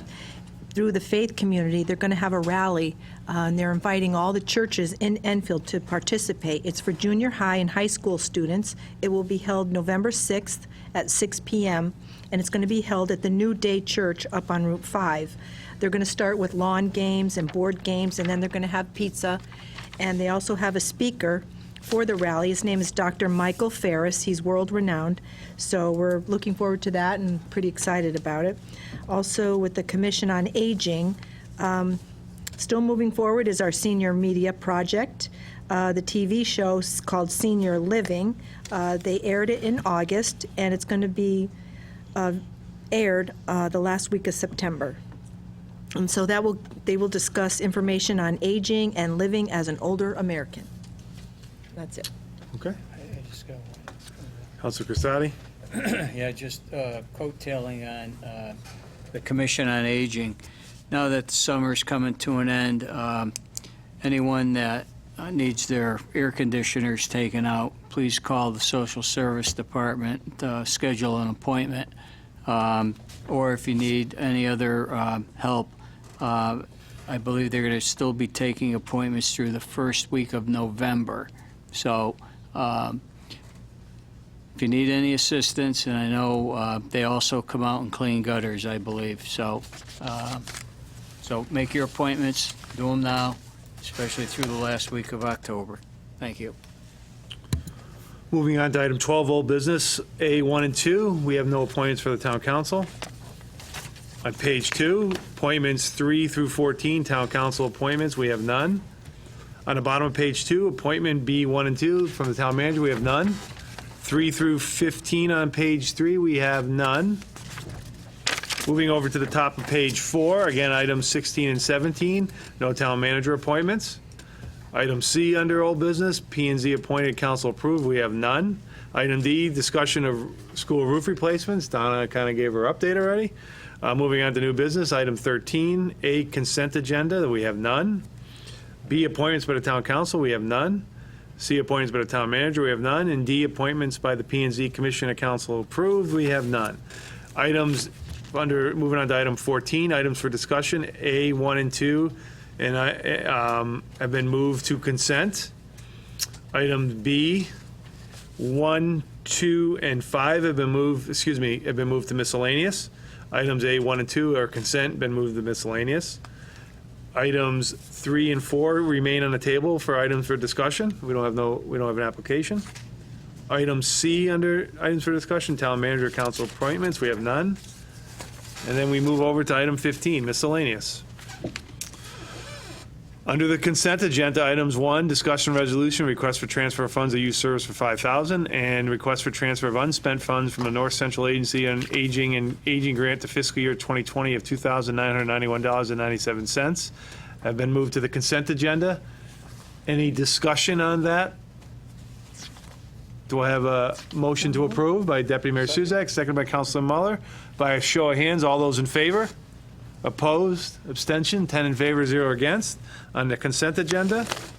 Moving on to item B1, Patriot Award Committee to determine the office of Michael Emmons as expired. Do we have a nominee? Yes. Yes. Michael Emmons. He's a reappointment, and he's been we have a nomination. Do we have a second? Second. By Councilor Ungar. Do we have a motion to close nomination by Deputy Mayor Suzak? Second. By Councilor Denny. All those in favor of closing nominations? Opposed, abstentions, 10 in favor, 0 against. Any discussion on the main motion? Hearing none, roll call, please. Councilors Ferrazza. 4.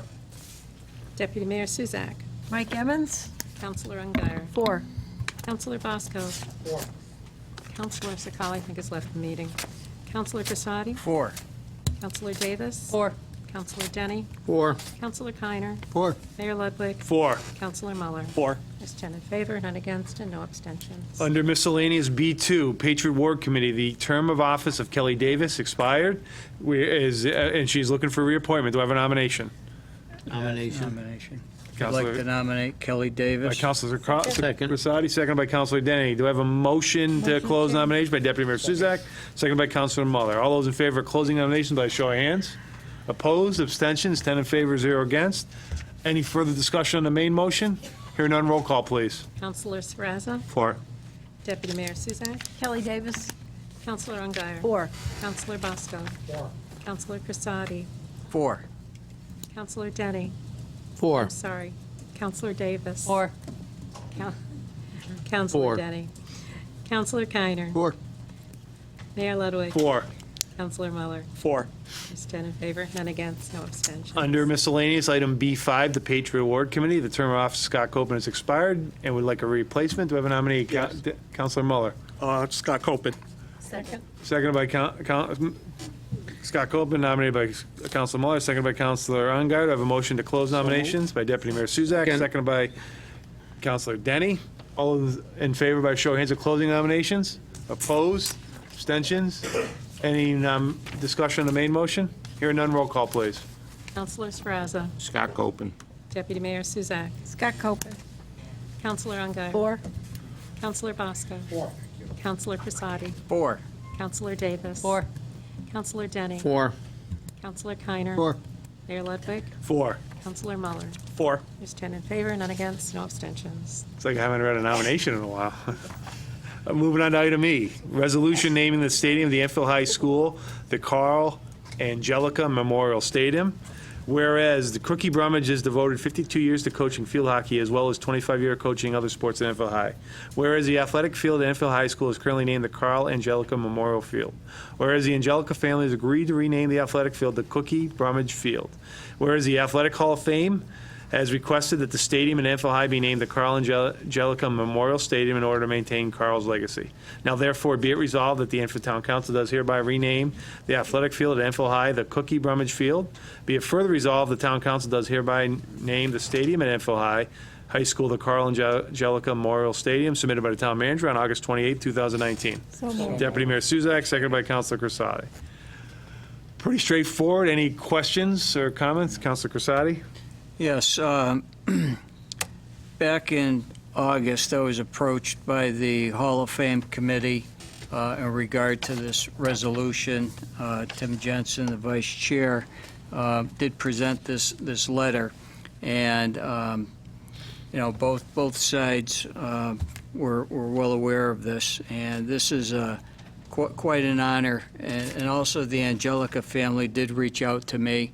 They sent me an email, and they were definitely in favor of, the renaming of the field to the Cookie Brummage Field, and the actual stadium still would be in honor of their dad, Carl. And it's quite an honor. I'm very happy that this is as a resolution. Definitely in favor of this. She's put her heart and soul into the town of Enfield. She's devoted, over 50 years of her coaching and teaching here in town, and touched many lives. And this is quite an honor. So, I'm definitely in favor. Any other further questions or comments? Hearing none, roll call, please. Counselor Srazza. 4. Deputy Mayor Suzak. 4. Counselor Ungary. 4. Counselor Bosco. 4. Counselor Crissati. 4. Counselor Davis. 4. Counselor Denny. 4. Counselor Keiner. 4. Mayor Ludwig. 4. Counselor Muller. 4. There's 10 in favor, none against, no abstention. Moving on to item F, resolution to approve pay rates for the ETV coordinator and videographer. Resolved that in accordance with Chapter 5, Section 14 of the Town Charter, the Enfield Town Council does hereby adopt the pay rates for the following positions. ETV coordinator, $18 per hour, effective on September 1, 2019. Videographer, $15 per hour, effective September 1, 2019. Submitted on 7/29/2019 by Paul Russell, our Chief Technology Officer. By Councilor Second. Muller and second by Councilor Crissati. All right, does anyone have any questions? And again, pretty straightforward. but if anyone has any questions or comments. No impact. It's within their budget. You know, we had cost savings because of the elimination of a full-time position, so we're relying more heavily on the part-time. A review by Paul and the staff indicated they haven't had increases in 5 years. We need to do this to stay competitive, and as you also know, you approved in the budget HD and upgrading the system, which will require more expertise. We want to be able to attract those individuals capable of handling it. So for those reasons, we'd ask that you approve. Hearing none, roll call, please. Counselor Sferrazza. 4. Deputy Mayor Suzak. 4. Counselor Ungary. 4. Counselor Bosco. 4. Counselor Crisati. 4. Counselor Davis. 4. Counselor Denny. 4. Counselor Keiner. 4. Mayor Ludwig. 4. Counselor Muller. 4. It's 10 in favor, none against, no abstentions. Item G, resolution increasing the registered voter election workers' rates per hour. Be it resolved that in accordance with Chapter 5, Section 14 of the Town Charter, the rates of pay for the following election workers will be increased by the following: checkers, ballot clerks, tabular tenders, and demonstrators.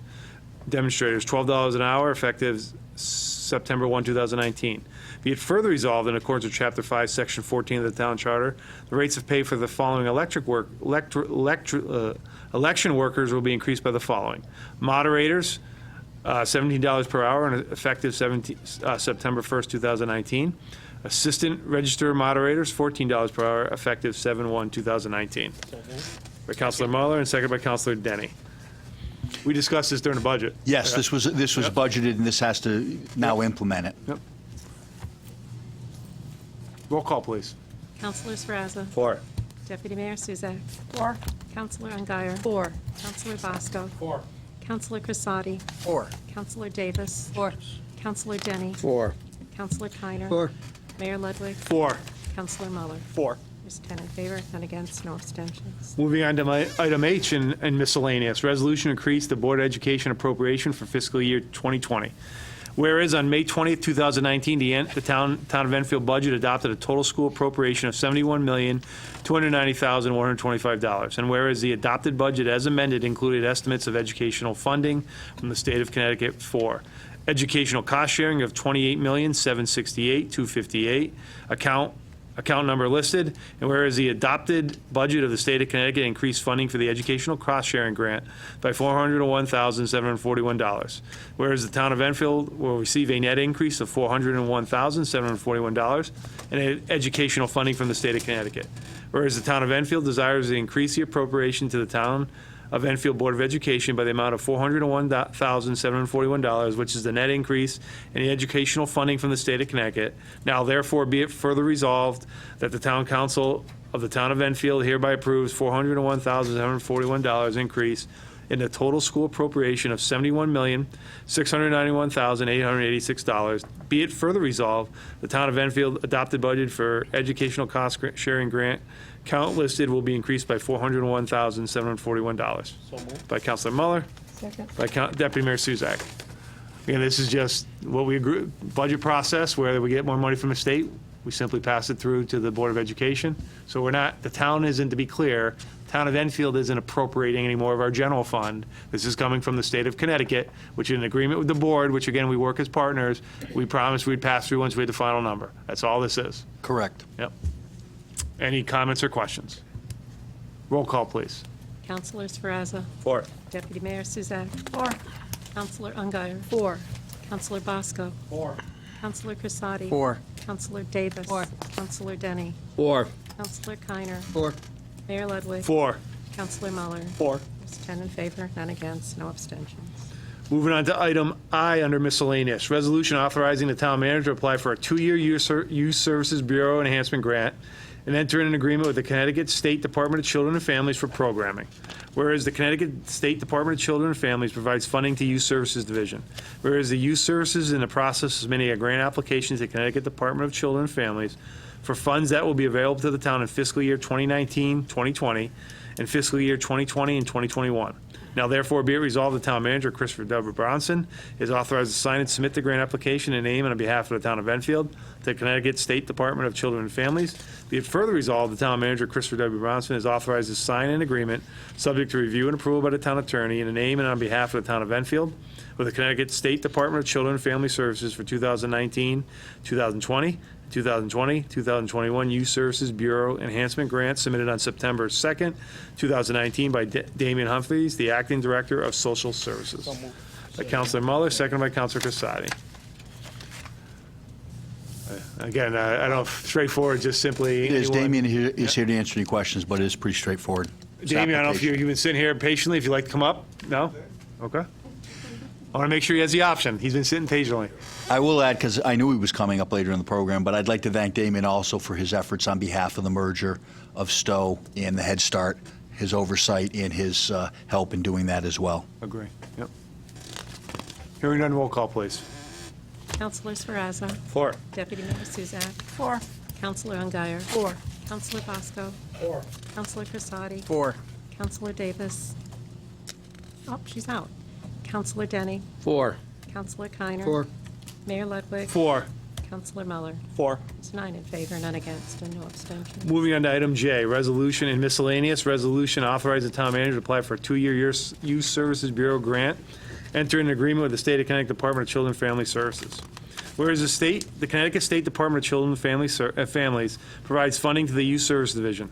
Whereas Youth Services is in the process of submitting a grant application to Connecticut State Department of Children and Families for the funds that will be available in the town fiscal year 2019-2020, fiscal year 2020-2021. Now therefore be it resolved that the town manager, Christopher W. Bronson, is authorized to sign and submit a grant application on behalf of the town of Enfield and the Connecticut State Department of Children and Families. Now, be it further resolved that the town manager, Christopher W. Bronson, is authorized to sign the agreement subject to review by the approval of the town attorney in the name of half the town of Enfield with the Connecticut State Department of Children and Family Services for 2019, 2020, and 2020 and 2021 Youth Services Bureau grant submitted on September 2, 2019 by Damien Humphrey, the Acting Director of Social Services. So moved. By Deputy Mayor Suzak, seconded by Councilor Crissati.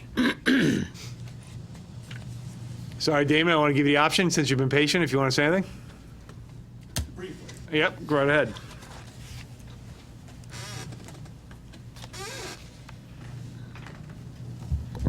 Welcome, Good sir. evening. Thank you. Damian Humphrey, Acting Director of Social Services. Just for clarity, these two grants, one is for program purposes. That is the enhancement grant. The Youth Services Bureau grant is actually for operational costs to cover staffing costs, and there's no travel associated with these grants. So these grants, we've been getting them for the past couple of years, and there's no negative impact to the town budget. Any questions for Damien?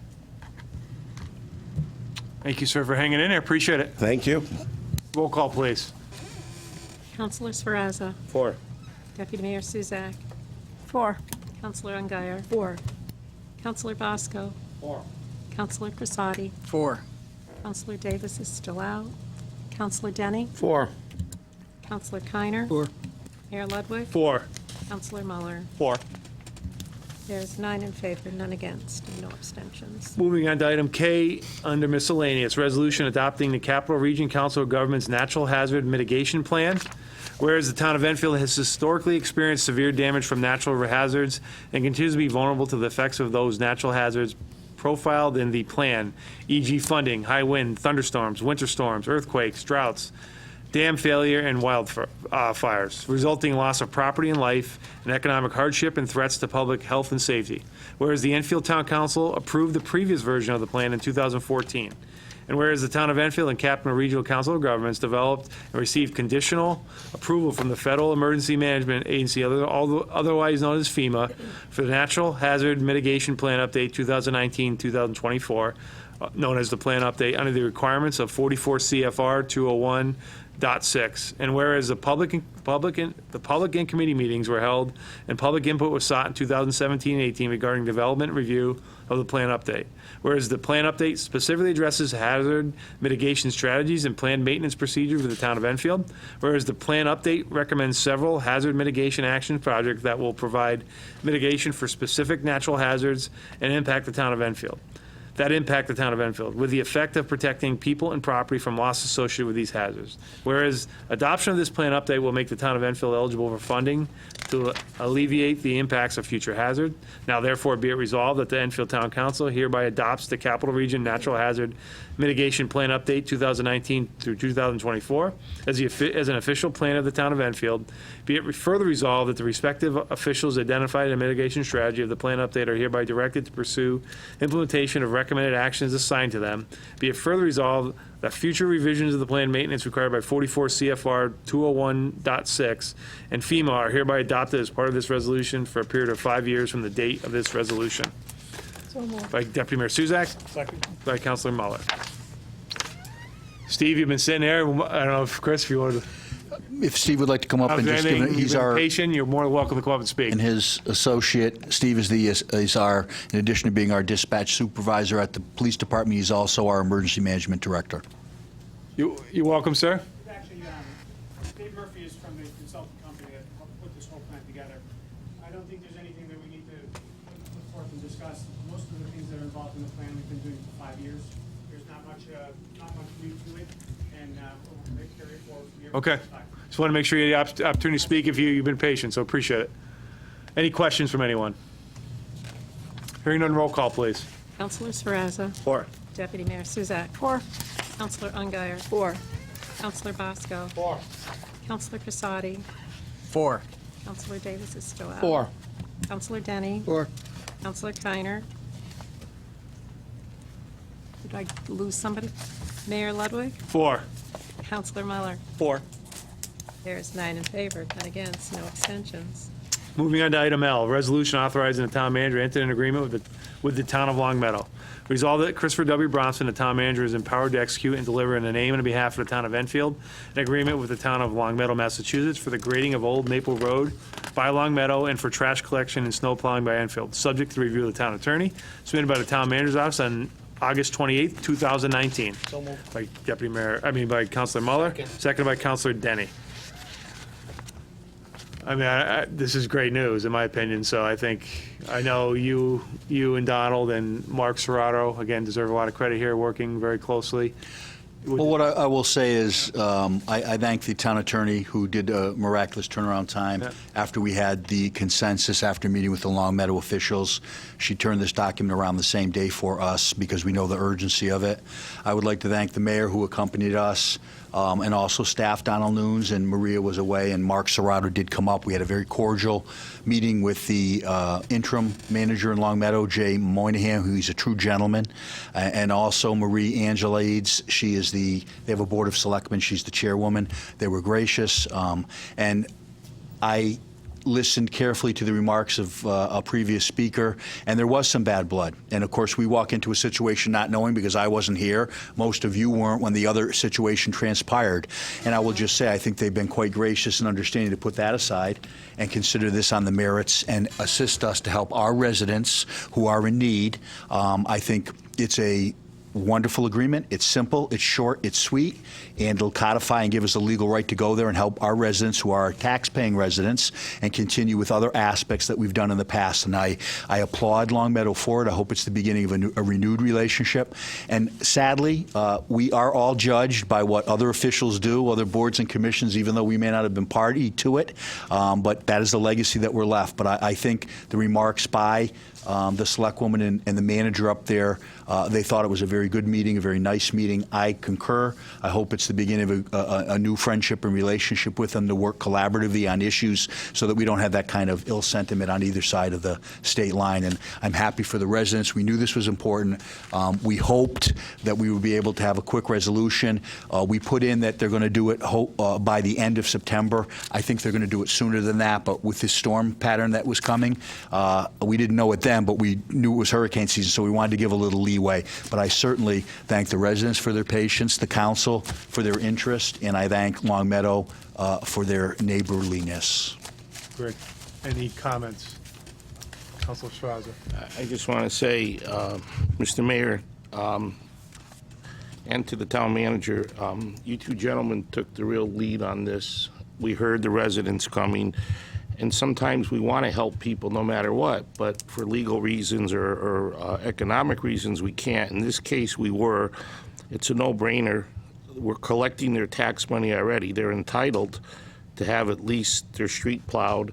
And the fact that it's in Long Meadow and they agree that they're going to grade it every year, it's a win-win. And I congratulate you on this, Chris.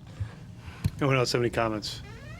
I just want to publicly thank Miss Marie, and I apologize if I ruined her name in public, Angelise, and Mr. Moynihan. Again, they were very gracious. And all we can do is affect what we do moving forward. And that's what we're trying to do. We're trying to build a relationship with our neighbors to the north, as they are part of our economic and our cultural, region of New England. And the more we work together with them and where we can, the better Enfield's going to be, and the better Long Meadow and Springfield and the surrounding towns are going to be.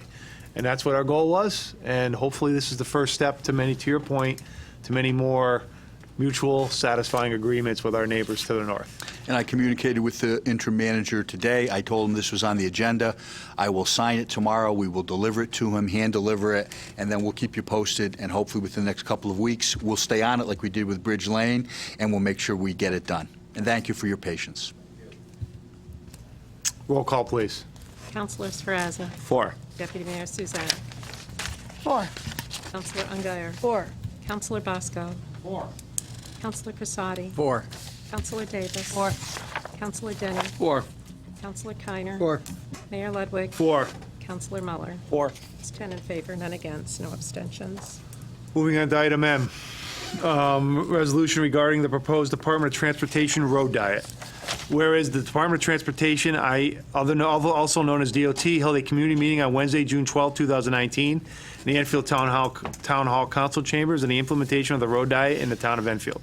Whereas the DOT has presented the Town Council on September 3, 2019, and has asked the Enfield Town Council to firmly endorse the project, whereas the council further believes the road diet would impact Enfield residents in numerous ways. Now therefore be it resolved, the Enfield Town Council does hereby support the implementation of the road diet in the town of Enfield's jurisdiction, submitted on August 29, 2019, by the town manager's office. By Councilor Denny. Second. By Deputy Mayor Suzak. So, we've had a public hearing, and they came, we followed the same process that we did with the South River Street Bridge to make sure that the state had a chance to come back to us. I really don't, if folks have any comments, or I think folks said them earlier, but if anyone else has any other comments or questions? I just want to thank the DOT. They've been very professional, and they've been trying to be a partner. We don't always have to agree, unfortunately. Roll call, please. Councilor Sferrazza. Against. Deputy Mayor Suzak. Against. Councilor Ungary. Against. Councilor Bosco. Against. Councilor Crissati. Against. Councilor Davis. Against. Councilor Denny. Against. Councilor Keiner. Against. Mayor Ludwig. Against. Councilor Muller. Against. We have no one in favor. 10 against and no abstentions. So the motion fails. All right. Moving on to item sorry, apologize, I lost my.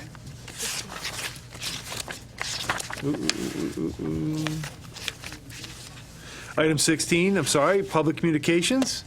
Anyone like to speak for the council at this time? Walter. Walter's got to have the last word.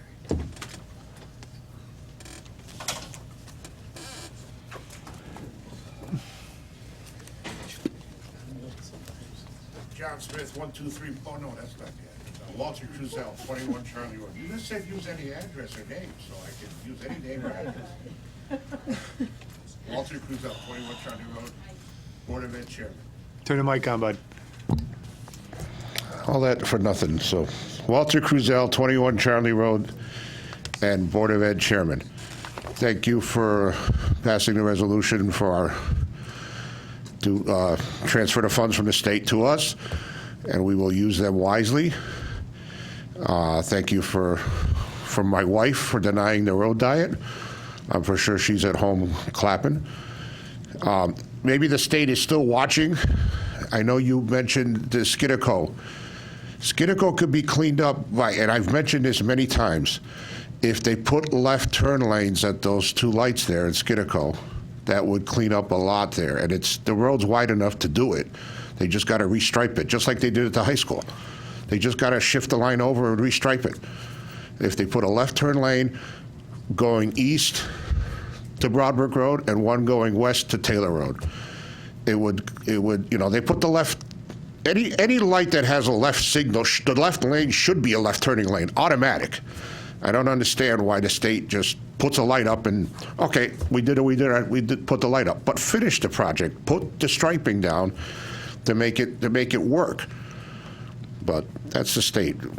We know where they're coming from. So, and again, thank you, and that's all I have. Thank you. Thank you.